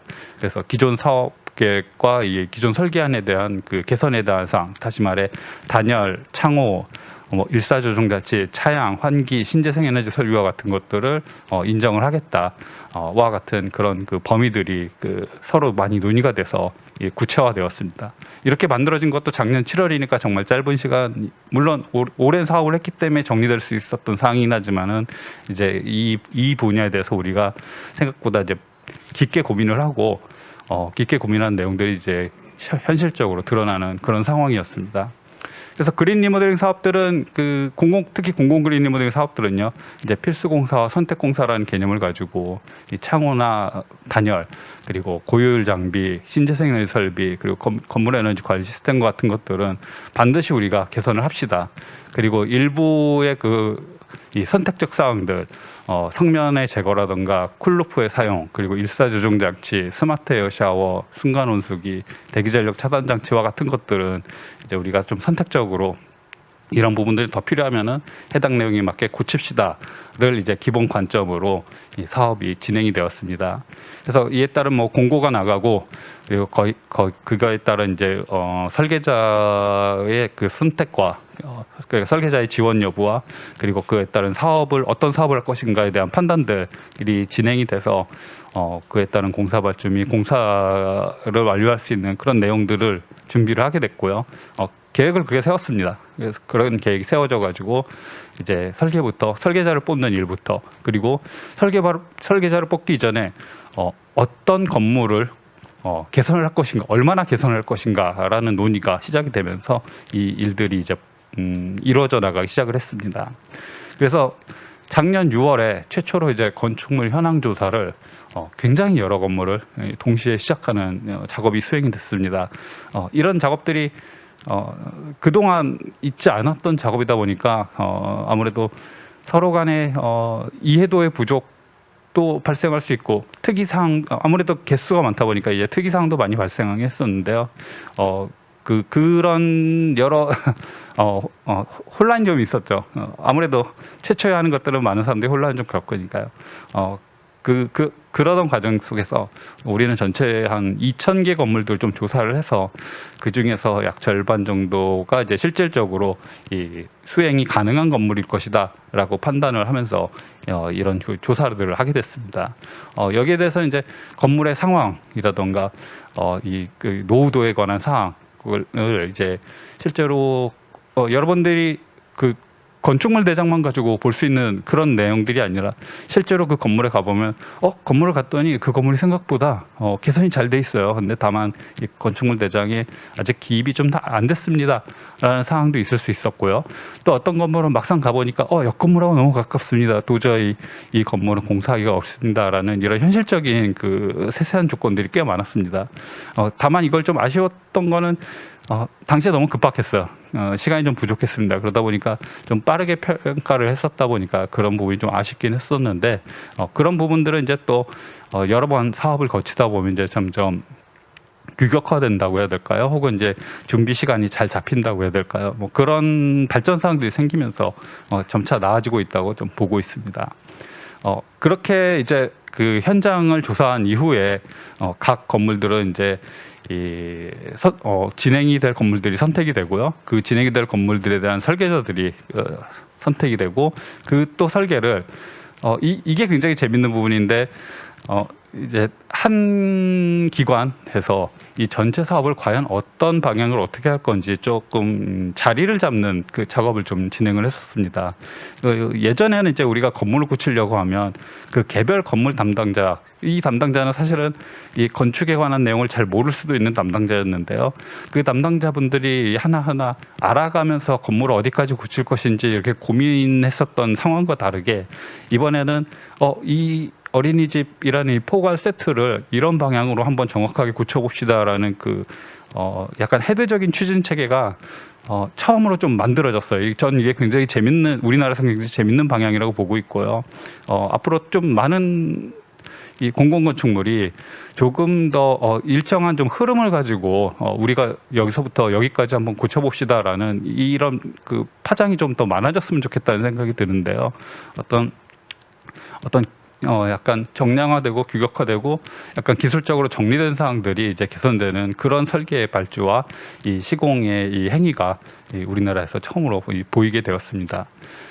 그래서 이 각각의 막 사업들이 진행이 되면서 또 이런 그 21세기니까 이 온라인적으로 이렇게 관리할 수 있는 프로그램들이 적용이 돼서 각 사업들이 어떤 단계고 어떤 내용들을 얼마나 할 것이다라는 게 이 안에서 서로 응답할 수 있도록 진행이 되면서 이 각 사업들이 진행이 됐습니다.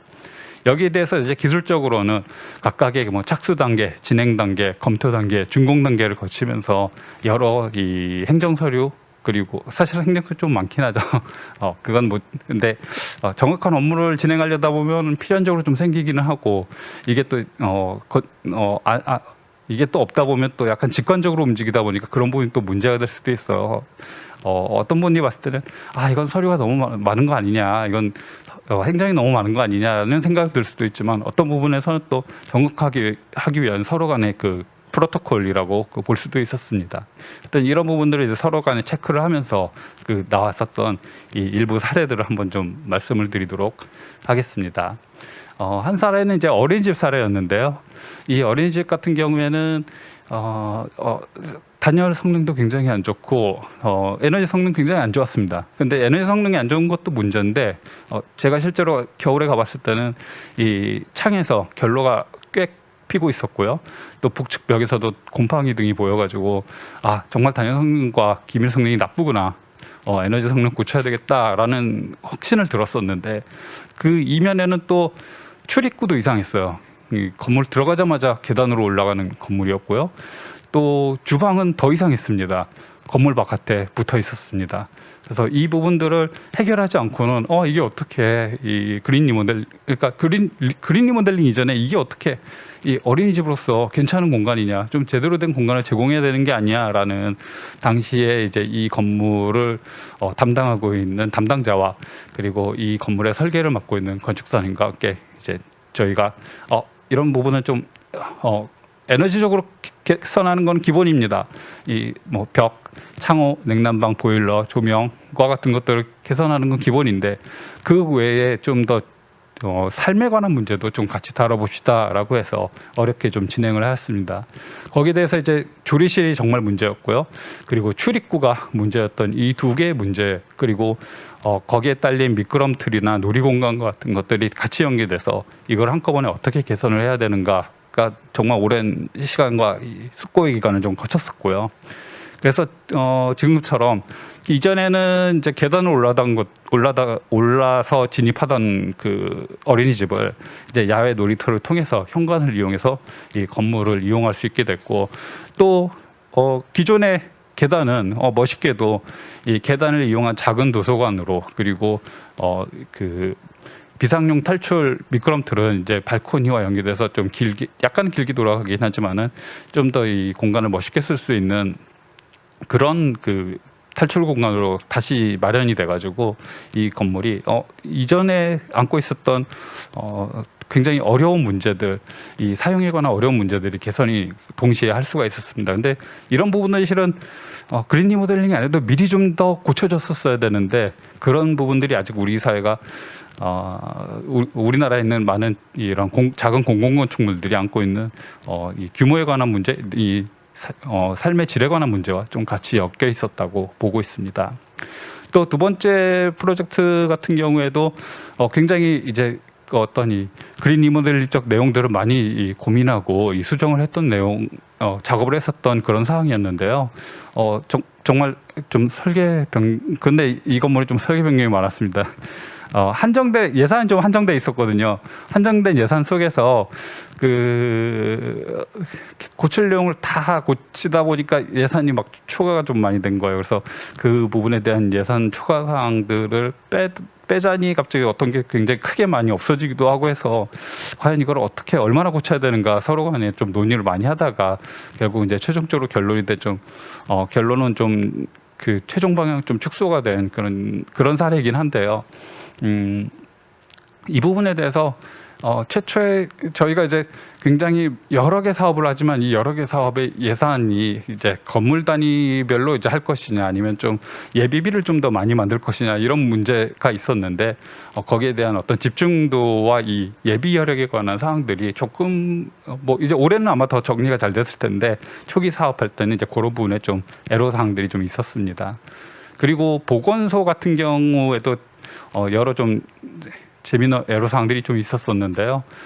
이 경우에는 이제 보통 요즘 코로나 때 보고서가 많이 바쁩니다. 이 바쁜 곳에서 이 어떤 내용들을 개선을 하려다 보니까 어떤 적극적인 개입을 하기보다는 현재 있는 중요한 어떤 노후도에 관한 그리고 효율에 관한 그 문제만 이제 개선을 좀 하게 됐었고요. 이런 부분들이 약간의 아쉬운 부분이 있지만 또 전반적으로 이용하시는 분들이 살기 좋아지고 쓰기 좋아지게 된 점은 굉장히 장점이어서 그런 장점과 아쉬움을 남기고 작년 사업들이 조금 정리가 됐었습니다. 그래서 아마 이제 좀 있으면은 이런 부분에 대한 담론과 이 토의 회의를 하시겠죠. 근데 이 그린 리모델링의 고민도 과연 우리가 하나라도 더 많이 좋게 할 것이냐 아니면은 좀 하나라도 더 이 성능을 더 좋게 할 것인가라는 언제나 이 딜레마 속에 있었고요. 그 속에는 이 공간, 이 집이 이제 한 집이라도 더 면적이 부족하냐 아니면은 면적은 충분한데 어떤 더 일정한 이 성능의 여유를 더 높일 것이냐라는 이 어떤 우리 사회의 큰 담론이 좀 이 안에 좀 같이 필요하다고 봅니다. 또 건축물로서는 대지 경계의 문제라든가 주차장 정화조의 사이즈의 기존에 이미 만들어진 상황 속에서 어디까지 더 확대할 수 있는가 혹은 사용할 수 있게 하는가 혹은 또 이제 또 이 안에는 동선에 관한 여러 문제, 사용 쓰임에 관한 여러 문제들이 이 안에 담겨져 있고요. 또 그 이면에는 이런 작은 건축물들에 대한 포괄적인 관리자가 어떤 헤드에 관한 개념이 좀 기존에 약했었다는 문제 그리고 코로나로 인해서 지방 예산들이 많이 부족한데 그에 관한 어떤 지원들이 좀 더 적극적으로 다시 말하면 용기가 더 많이 우리 사회에서 필요하지 않았나라는 생각이 들면서 올해 사업 그리고 그 이후에 우리나라의 이런 건물들의 발전에 관한 조그마한 담론의 제언을 좀 드리도록 하겠습니다. 네, 발표는 여기까지 마치도록 하겠습니다. 감사합니다.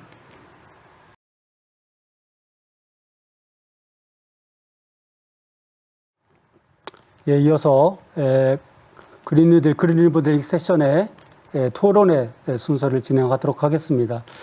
앞서 세 분의 이제 발제를 해주셨고요. 그래서 그린 리모델링의 필요성 또는 이제 그린 리모델링의 시장 확대에 대한 부분, 그 다음에 세 번째는 그린 리모델링을 실제 이제 사업 수행하면서 현장에서 겪는 어려움들 이런 부분들을 말씀해 주셨고요. 이런 내용을 포함해서 앞서 제가 이제 우리 작년도에 국토부에서 지정한 공공건축물 그린 리모델링 확산을 위해서 5개 권역에 대해서 6개 지역 거점 플랫폼을 지정했다고 그랬죠. 거기에 사업 책임자분들을 일단 소개를 드리고 이분들이 오늘 이제 발제한 내용을 포함해서 그린 리모델링에 대해서 말씀을 해주시도록 하겠습니다. 참석자 소개를 좀 드리도록 하겠습니다. 첫 번째는 우리 그린 리모델링 지역 거점 플랫폼의 강원권 사업 책임자를 맡고 계신 강원대학교의 은희창 교수님을 소개하도록 하겠습니다. 예. 그 다음에는 경상권, 경상, 대구, 경북, 부울경 다 포함해서 굉장히 넓은 지역인데요. 많이 고생을 하고 계시는 경북대학교의 황정환 교수님을 소개해드리도록 하겠습니다. 네, 반갑습니다. 황정환입니다. 네. 그 다음에 저는 이제 아까 말씀드린 대로 수도권을 좀 담당하고 있고요. 수도권은 이제 또 중앙대 학교에서 같이 하고 계시기 때문에 좀 이따 소개를 드리도록 하고, 충청권을 담당하고 계신 공주대학교의 김준태 교수님을 소개해드리도록 하겠습니다. 예, 그 다음에 앞서 말씀드렸던 것처럼 수도권이 이제 지역이 넓고 사업이 많기 때문에 저희 성균관대학교와 더불어 중앙대학교의 박진철 교수님이 사업 책임자를 맡고 계십니다. 예, 박진철 교수님. 반갑습니다. 중앙대 박진철입니다. 예, 그 다음에 이제 전라권, 전라남북도, 제주도를 포함해서 3개 지역을 담당하고 있는 전라권 사업 책임자인 오병철 박사님을 소개하도록 하겠습니다. 네, 반갑습니다. 국제기후환경센터의 오병철입니다. 예. 이렇게 해서 이제 그 사업 책임자들 소개를 드렸고요. 오늘 발자신 내용, 그 다음에 이제 현재 진행되고 있는 그린 리모델링에 관해서 말씀을 좀 들어보도록 하겠습니다. 그래서 첫 번째 소개해드렸던 강원권의 은희창 교수님이 말씀을 이어가도록 하겠습니다. 네. 반갑습니다. 강원대학교에 근무하는 은희창이라고 합니다. 지난 우리 그 그린 리모델링 사업을 진행하면서 그린 리모델링 사업과 관련해서 향후에 고려되어야 하거나 향후 발전에 대해서 3가지 점 정도 해서 요약해서 말씀드리도록 하겠습니다. 최근에 신축보다는 구조물의 내구 연한을 개선하는 리모델링 사업이 확산되고 있으며, 이러한 방향으로 건설 시장이 발전하는 것이 바람직하다고 생각합니다. 이번 사업은 에너지 성능을 개선하는 사업에 치중하였다면 향후에는 건물의 다양한 성능을 통합해서 개선해 나가도록 리모델링 사업에 포함되는 내용들이 추가되어야 되지 않을까 생각합니다. 이러한 측면에서 첫째로 에너지 성능 외에 구조 성능, 내진 성능, 각종 설비 시스템의 시공에 의한 통합된 리모델링 사업으로 발전해 나간 것이 바람직하다고 생각합니다. 제가 좋아하는 말이 있는데요. 태초에 하나님이 세상을 창조하셨습니다. 그렇다 우리 펌이라 그러죠. 그런데 사람이 살아가면서 세상이 왜곡되고 가고 있습니다. 그래서 세상이 디폼됐습니다. 여기서 건축에서는 이 왜곡되고 배응된 것을 갖다 건물로 보면요, 이를 개조해야 되는 단계가 지금 시점인 것 같습니다. 그래서 지금 얘기한 것처럼 영어로는 리폼이 되겠죠. 그래서 저는 개인적으로 생각할 적에는 리모델링의 개념을 확대해서 리포밍하는 단계에 와 있다고 봅니다. 외국 사례에서도 에너지 성능 외에 각종 성능을 개선하는 복합 기술들이 등장하고 있으며 실제로 적용되고 있습니다. 둘째로는 리모델링 사업을 진행하면서 느낀 점인데요. 보완되어야 할 필요성이 있는 내용입니다. 우리 지역 거점인 강원도는 지역적으로 외진 곳이 많습니다. 동일한 방법과 재료들에 의해 리모델링 공사를 했을 경우에 동일한 결과치들이 나오지 않는 이유가 여러 가지 있겠지만, 그 중에서도 우리 같은 경우는 시공 기술력의 차이를 무시할 수 없다고 생각이 듭니다. 모든 지역이 다 그렇다고는 생각하지 않습니다만은 외진 지역 업체들에 의해서 시공을 하다 보면 기술력의 다소 차이를 볼 수가 있었습니다. 심지어 시공사들을 구하기 어려운 거점 지역들도 있었습니다. 따라서 소정의 목적에 적절하도록 표준 도서와 시방서들을 준비하고 시공 중에는 감리가 필요하다고 생각됩니다. 이 또한 기술력 향상에 큰 도움이 되리라 평가하고 있습니다. 셋째로는 시공 후에 유지관리의 중요성이 있다고 봅니다. 유지관리는 말을 하나마나 굉장히 중요한데요. 교량이나 통합구조는 교량이나 고층 건물에 사용되는 스마트 시스템에 의해 유지관리가 도입해야 한다고 생각됩니다. 무기물인 건물에 센서에 의해서 반응을 하도록 유기물화하는 것입니다. 각종 계측 센서와 장비들에 의해서 건물의 응답을 측정해서 적절한 조치를 취해 나가는 것입니다. 측정된 데이터는 데이터 수집 장치를 통해서 데이터를 축적하고 이를 분석해서 조치를 취하게 됩니다. 온도, 습도, 소음 등 계측으로부터 무선으로 데이터를 송신할 수 있는 스마트폰은 이러한 점에서 향후 크게 역할을 하리라 예상됩니다. 앞으로 모니터링의 기술은 건물의 내구 연한 및 사용성 측면에서 크게 기대가 되는 기술이라 생각합니다. 이러한 점들을 보완하거나 지향한다면 리모델링 사업은 지속되고 건설 시장의 확장에도 크게 도움이 되리라 생각하면서 이만 제 발표를 마치도록 하겠습니다. 예, 감사합니다. 예, 은 교수님 감사합니다. 자, 이어서 우리 경상권 사업 책임자이신 경북대학교 황정환 교수님의 말씀을 듣도록 하겠습니다. 예, 그린 리모델링 경상권 플랫폼 책임을 맡고 있는 경북대학교 황정환 교수입니다. 오늘 말씀드릴 내용은 탄소 중립을 달성하기 위하여 녹색 건축 실현에 대한 사회적 수요는 지속적으로 증가하고 있습니다. 우리나라는 얼마 전 2030년까지 국가 온실가스 감축 목표 NDC를 24.4%로 달성하고 목표 달성을 위해 다양한 노력을 기울이고 있습니다. 국가 온실가스 감축 목표는 이번 8월 국회를 통과한 탄소법에 의해 35%까지 상향되었고 최근 언론 매체들에 따르면 세계적 요구에 부응하기 위하여 장기적으로 40%까지 상향하는 안을 검토 중이라고 합니다. 하지만 국가 온실가스 감축 목표 NDC 40%라는 목표 달성은 정말 어려운 과제입니다.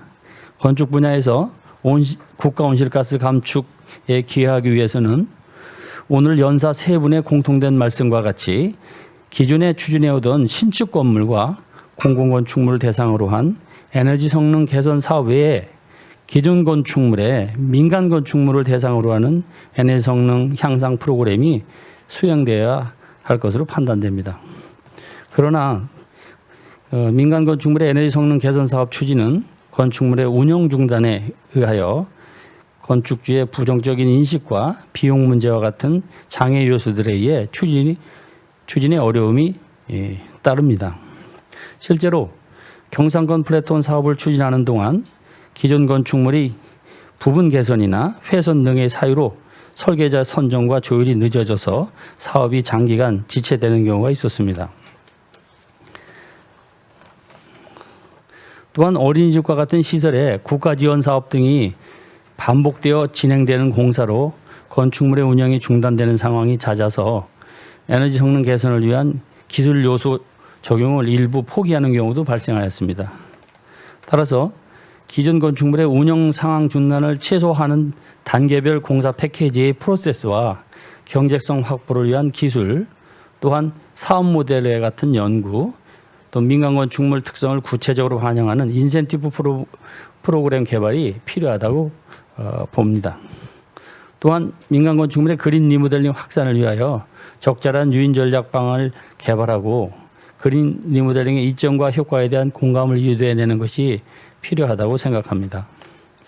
예를 들면 에너지 성능 개선 사업 수행 시 건축물의 외관, 일명 미관 성능 또는 안전 성능 또는 기능적 성능 이런 개선들을 포함하여 건축주와 이용자에 대한 호감을 끌어낼 수 있는 사업 병행으로 공감을 유도하는 방안에 대한 검토가 필요하다고 보여집니다. 물론 에너지 성능 외에 안전이라든지 환경, 미관들의 개선 등을 포함할 경우 단순히 건축물 에너지 성능 개선만으로 초점을 맞춘 사업 방향에 비하여 더 많은 재원이 소요될 수 있습니다. 그러나 민간 부분의 그린 리모델링 사업이 자발적으로 확산되는 궤도에 오르기 전까지 적절한 유인 전략 추진을 실행하여 그린 리모델링 개선 사업에서 안전, 환경, 에너지 개선 사업 등이 향상시킴으로써 더 많은 사회 경제적 가치를 창출할 수 있을 것으로 생각합니다. 네, 이상 말씀을 드렸습니다. 예, 말씀 감사합니다. 이어서 그 충청권의 사업 책임자이신 공주대학교의 김준태 교수님 말씀을 듣도록 하겠습니다. 네, 소개 감사합니다. 충청권에서 역할을 하고 있는 공주대학의 김준태입니다. 오늘 세 분의 발표를 통해서 전체적으로 그린 리모델링에 대한 국내외적인 동향, 그리고 우리 국가적으로 지금 현재 수행되고 있는 그 공공건축물에 대한 그 그린 리모델링 사업에 대한 구체적인 내용 또 사례 이런 것들을 좀 접할 수가 있었습니다. 그래서 이런 그 발제 내용을 중심으로 해서 제 나름대로 그 토론 드리고 싶은 내용은 뭐 간략히 3가지가 되겠습니다. 그 먼저는 이제 저희가 시작을 공공부터 시작을 하죠. 그래서 국가적으로 그 재정이 투입되는 상황에서 공공을 대상으로 하는 것이 뭐 나름대로 수월성이 있기 때문이라고 생각이 들고요. 근데 향후에 기존의 그 건축물들의 그 수나 뭐 전체적인 그 에너지 사용량을 보면 민간 건축물로 확대되는 것은 너무나 자명한 것 같습니다. 그래서 이러한 그 민간 건축물에 우리가 확대를 하기 위해서는 앞서 이제 발제됐던 내용처럼 그 공공 건물의 에너지 성능에 대한 그 평가를 의무화하는 그 이야기를 하셨거든요. 근데 사실 그 공공에 있어서는 이런 것들이 의무화하는 것이 특별히 걸림돌이 없어 보이긴 하죠.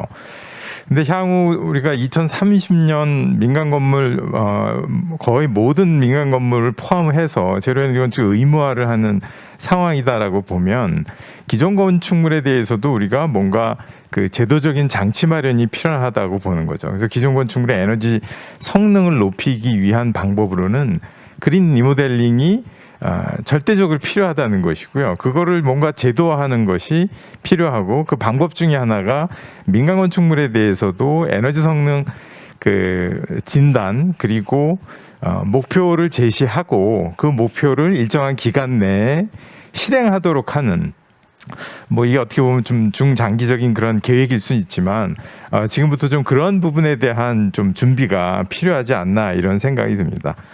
그 두 번째 내용은 저희가 지금 현재 뭐 뉴딜 사업 등을 통해서 굉장히 다양한 방법의 그 정부 재정 투입 사업들이 진행이 되고 있는데요.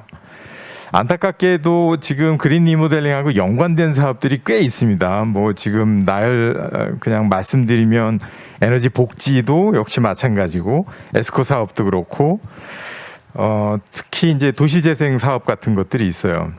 근데 이런 것들이 실질적으로 기존 건물의 성능을 개선하는 것하고 굉장히 밀접한 연관관계에 있는데 이게 그린 리모델링 사업하고 좀 더 구체적으로 연계성을 갖도록 하는 그러한 노력이 좀 필요하지 않나 싶습니다. 그래서 개별적인 사업별 진행보다는 연관 사업들 상의 어떤 연계성을 좀 강화하는 그런 방법이 좀 필요하다는 제안을 드리고요. 세 번째는 뭐 역시 그린 리모델링 시장 자체를 확대하기 위해서는 우리가 다양한 방법의 노력이 필요한데 그 중에 하나가 민간까지 확대하기 위해서는 반드시 가격 경쟁력 확보가 상당히 중요하다. 그러한 차원에서는 그 다양한 방법으로 우리가 노력을 할 필요가 있다는 얘기죠. 그래서 이미 재정 투입에 의해서 그린 리모델링이 가지고 있는 장점이라든지 또 사례를 통해서 실증화를 하고 상당히 좋은 모형들은 우리가 많이 보고 있어요. 근데 이게 민간으로 넘어왔을 때에는 과연 시장에서 어필을 할 수 있는가에 대한 의문이 남죠. 그거의 가장 그 큰 걸림돌은 역시 가격 경쟁력이라고 보는데요. 그 가격 경쟁력을 극복하기 위한 방안 마련이 필요한데 그러기 위해서는 좀 정부 차원의 산학연의 어떤 연구개발 쪽에 그 뭔가 지원 노력, 그 다음에 우리가 어떤 기술을 적용하는 것이 가장 적정한 수준의 가격 경쟁을 확보할 수 있는지, 물론 에너지 성능과 함께 맞물려서 그런 그 최적화 방안에 대한 그 해법 도출 같은 그런 구체적인 노력들이 좀 필요하다고 생각이 됩니다. 네, 제 내용은 여기까지입니다. 감사합니다. 예, 좋은 말씀 감사합니다.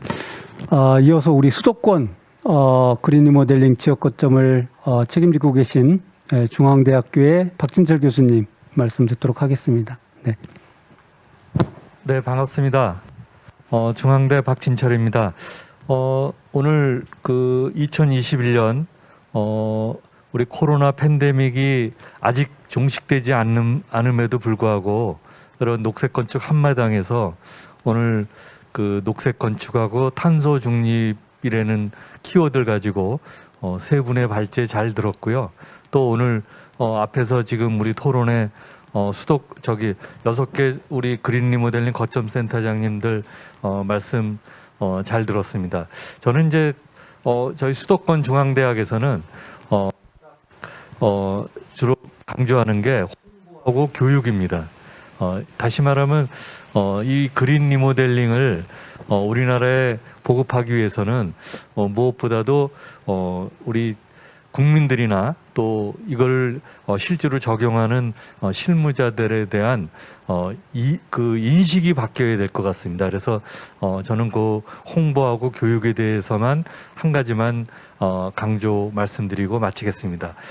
최근에 우리가 이 코로나 팬데믹이라는 거를 유사 이래로 이렇게 고통을 겪고 있지만 지금 이제 위드 코로나 단계로 이제 들어서면서 뭐 잘 아시겠지만 위드 코로나라는 게 종식은 안 되더라도 중증 환자만 관리한다 그러지만 이 원인을 보면은 기후 변화라든가 이런 것들이 이 바이러스에 대한 원인도 있다 그럽니다. 그래서 우리가 지금까지는 지구상에서 국민들의 건강이라든가 쾌적 이런 거 하면서 에너지 절약까지 이렇게 신경을 썼지만 이렇게 바이러스로 공격받는 건 처음입니다.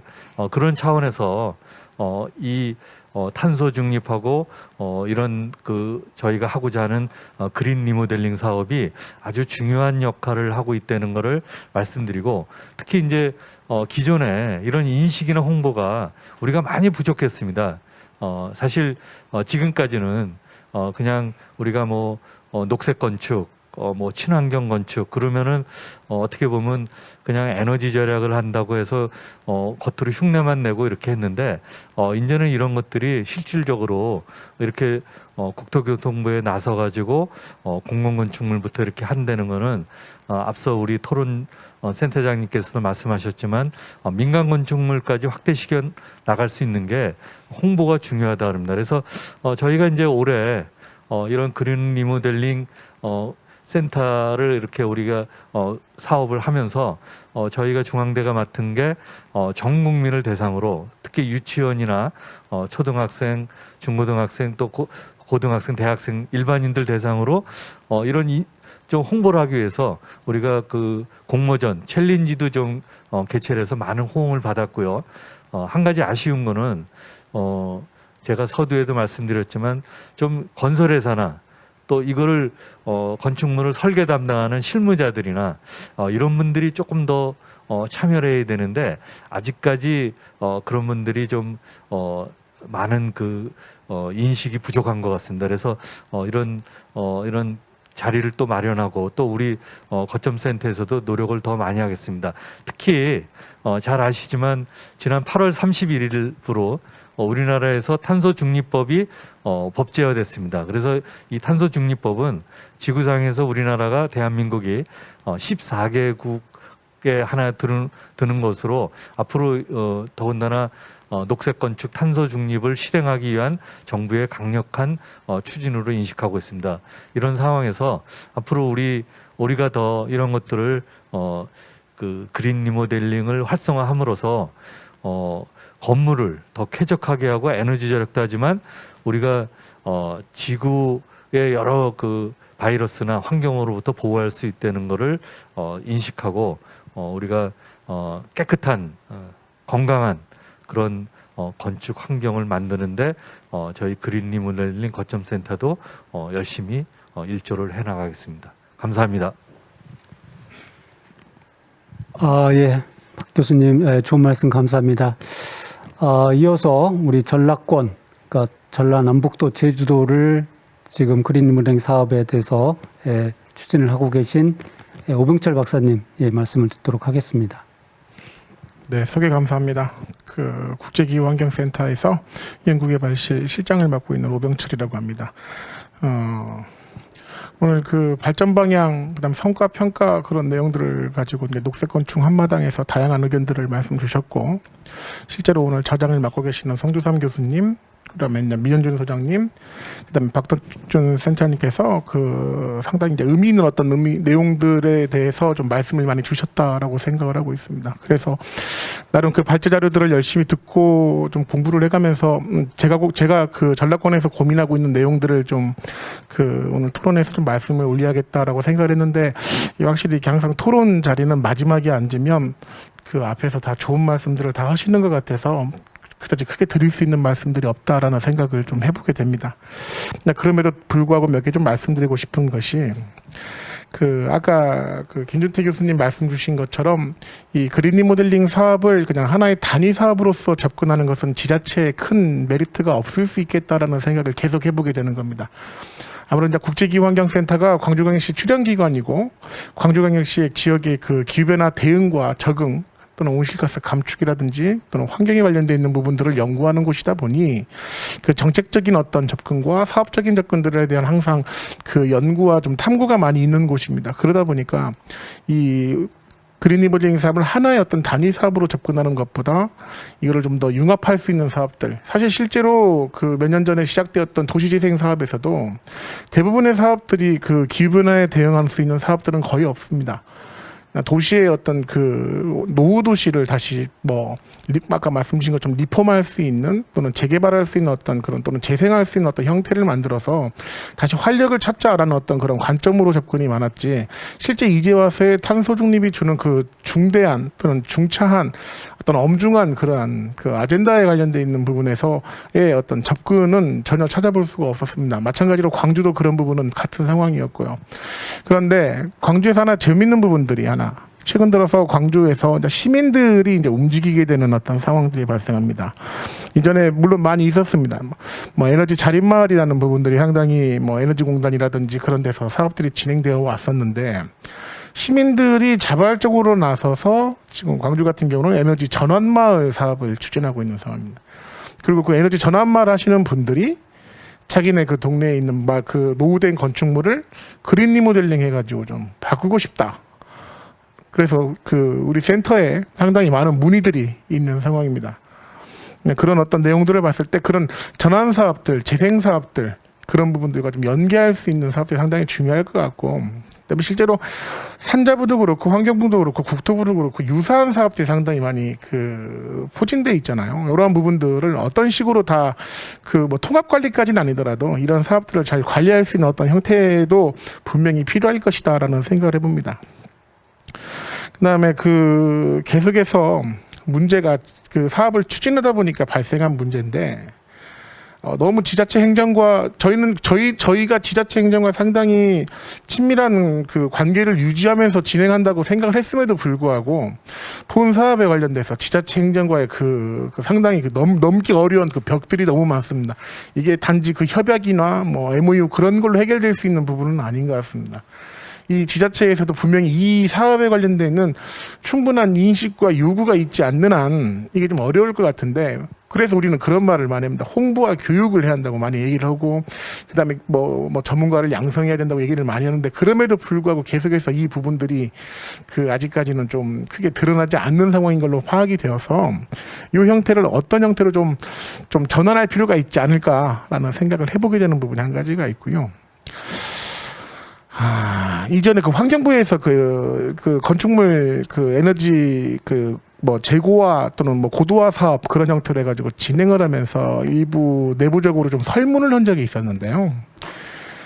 그린 리모델링의 어떤 형태로서 건축물의 에너지 성능을 향상시킬 수 있는 사업을 당신에게 50%를 지원해 주시면 시민들에게 50%를 지원해 주시면 하겠습니까? 라고 물어보니까 아무도 한다는 사람이 없었거든요.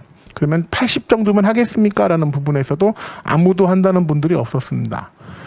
상당히 많은 어떤 그 이해관계가 좀 얽혀 있죠. 뭐 이게 내 집이냐 아니냐, 이게 집 주인이냐 아니냐, 임대자냐 임차인이냐 그런 어떤 차이도 있을 것이고 필요성에 관련돼 있는 부분들도 있을 것이고 그래서 지금 20년도 사업이 이제 12월이면 일단기가 끝나는데 이 이후의 사업을 위해서는 저는 일정 부분 국민의 어떤 정도의 인식의 어떤 그 변화가 있는가에 관련돼 있는 부분들도 한번 조사를 해가면서 사업상에서 반영할 필요가 있지 않겠는가. 라는 생각도 해보게 됩니다. 얼마 전에 광주 동구에서 그 학동에서 그 이제 인재죠. 철거를 하다가 사고가 났죠. 이제 건축물이 무너지면서 시민들에게 피해를 입혔습니다. 리모델링 사업이라는 것은 건축물 대수선을 포함한 다양한 어떤 형태의 건축물을 좀 하는 것이 리모델링이고, 그린은 에너지 부분을 좀 다루는 부분. 그래서 이 두 가지를 합치게 되면 에너지를 절감하면서 건축물을 좀 보다 오래 그 건축물에서 거주할 수 있도록 또는 사용할 수 있도록 만드는 거라고 생각을 합니다. 저희가 실제로 현장을 가보게 되면 정말 금이가 있는 벽들도 많이 있고 위험한 난간들도 많이 있습니다. 사실 근데 그런 부분들을 보게 되면 이것은 난간을 고친다고 해서 에너지가 절감되지 않는데 라는 생각이 먼저 들어요. 근데 실제로 그런 부분을 고쳐주게 된다면 안전성에 의한 확보도 우리가 사전 예방도 가능할 수 있을 것이라는 생각도 들어서 아마 그린 리모델링은 향후 그런 어떤 내용들을 상호 공유한다라든지 또는 그 내용을 범주 안에서 같이 좀 포함시켜서 가져가는 것도 의미가 있겠다라는 생각이 들고요. 그린 리모델링 아무리 잘하면 뭐합니까? 저지대 도시에서 홍수 한번 나면 모든 게 다 망가지는데요. 기후 위기에 대한 대응을 위한 다양한 노력들도 좀 필요할 것 같습니다. 그래서 온실가스 감축을 위한 건축물 부분에서의 적극적인 또는 야심찬 도전들도 좀 필요할 것 같다라고 생각을 하고 있습니다.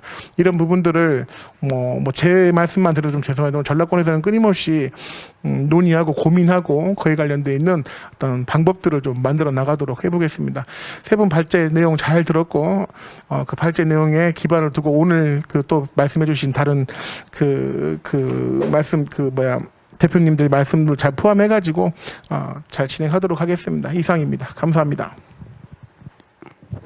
예, 말씀 감사합니다.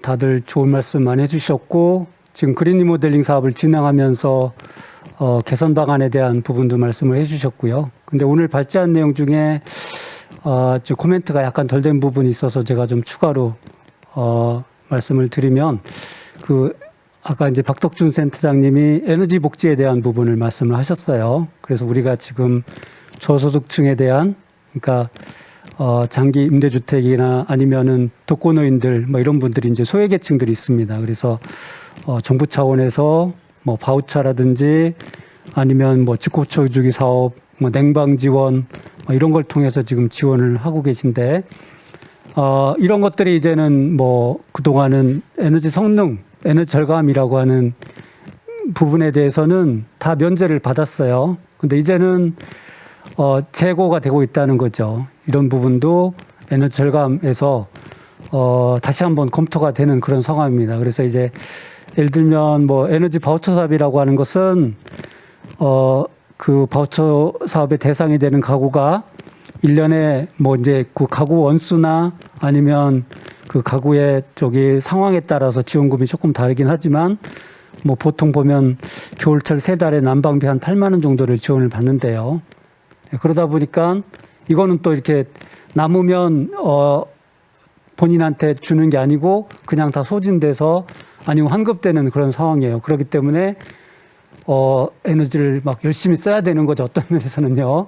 그래서 결과적으로 보면 제가 이제 조사를 해봤더니 그런 주택들이 우리가 보통 이제 일반 민간 아파트에서 겨울철 한 23도 정도 돼요. 근데 26도, 25도 이렇게 되는 상황들이 벌어진다는 거죠. 그래서 이제 하여튼 예를 들면 그런 에너지 복지도 결국은 에너지 절감 또는 그렇다고 해서 그분들이 이제 어떤 건강한 공간, 쾌적한 공간에 대한 부분을 해결하면서도 할 수 있는 그런 기술적인 고민도 좀 필요한 것 같고요. 제도 보완도 필요하고, 이제 모든 분들이 사실은 이제 민간 확대에 대한 부분을 말씀해 주셨죠. 맞습니다. 그래서 우리가 이제 탄소 중립을 위해서 그린 리모델링을 한다면 당연히 시장 확대가 필요하고 또 에너지를 많이 쓰고 있는 민간으로 확대할 필요가 있는데, 사실은 앞서 여기 말씀해 주신 분 보면은 쉽지 않다. 움직이기가 쉽지 않기 때문에 정부 차원의 유인책이 좀 필요한데 어떻게 할 것이냐 하는 부분들이 지금 갑론을박을 하고 있는 상태죠. 그렇죠? 근데 이제 장기적으로 보면 조심스럽게 탄소세에 대한 얘기들이 지금 나오고 있고, 며칠 전에 전기세도 지금 올랐잖아요. 그렇죠? 그래서 결과적으로 보면은 리모델링을 통해서 결국은 에너지를 적게 써서 그런 전기세에 대한 부분이라든지 아니면 탄소세기는 많이 쓰는 건물에 대해서 이제는 약간 징벌적인 세금을 부과하듯이 아니면 누진세를 적용해서 전기세를 많이 내는 그런 구조를 지금 검토를 하려고 한다는 거죠. 그렇기 때문에 이제는 그런 걸 통해서 자발적으로 이제 시장에서 그린 리모델링 하도록 유도한다든지, 저는 이제 그것만으로는 다 부족하다. 그렇기 때문에 정부 차원에서의 혁신적인 유인책을 제도적으로 마련해서 민간에 살 수 있도록 여러 가지 혜택들을 해야 된다. 예, 그런 상태에서 이제 징벌적인 제도로 가야 되고, 그 다음에 이제 아까 박덕춘 박사님이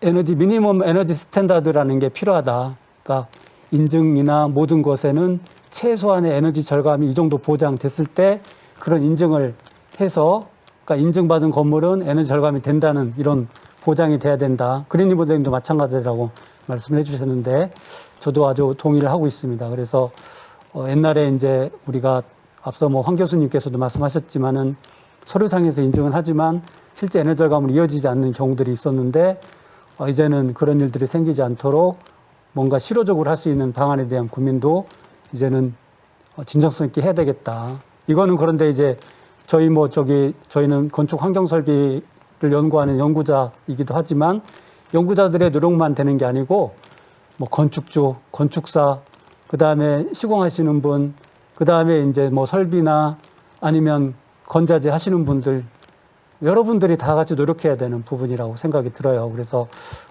저희가 이제 그린 리모델링 사업하면서 실제 우리나라 현장, 시장에서 할 수 있는 거에 대한 한계도 분명히 느끼고 있고요. 그래서 이런 부분도 조금 좀 다 정부 책임이라고 하기에는 좀 그렇지만 뭔가 제도적으로 인큐베이션은 좀 필요하겠다. 다들 말씀을 하시면 국내 시장이 너무 적기 때문에 그런 거를 하기가 쉽지 않다고 얘기를 하고 있어요. 그래서 저는 그린 리모델링을 해서 우리나라를 저탄소 국가로 만들어서 탄소 중립 약속을 지키는 것도 중요하지만 우리 기업이 이 생태계에서 이제 전문 기업으로 성장해서 세계 시장으로 나갈 수 있도록 하는 그런 저는 테스트베드를 우리가 좀 충분히 제공받았으면 좋겠다라고 생각을 하고 있습니다. 예, 그 가운데 이제 전문 기업, 전문가를 만드는 것도 필요하다고 생각이 들고요. 예, 이상으로 저의 얘기는 마치도록 하고 추가로 혹시 더 말씀하시고 하고 싶은 분 계신가요? 예, 그러면 저희가 이제 주어진 시간이 거의 다 지금 소진이 됐기 때문에 토론회는 여기서 마치도록 하겠습니다. 하여튼 경청해 주신 여러분들한테 감사드리고요. 오늘도 바쁘신데 이렇게 지방에서까지 올라오셔서 토론회에 참석해 주신 교수님들, 사업 책임자분들께 감사 인사를 드리도록 하겠습니다. 예, 모두 감사합니다.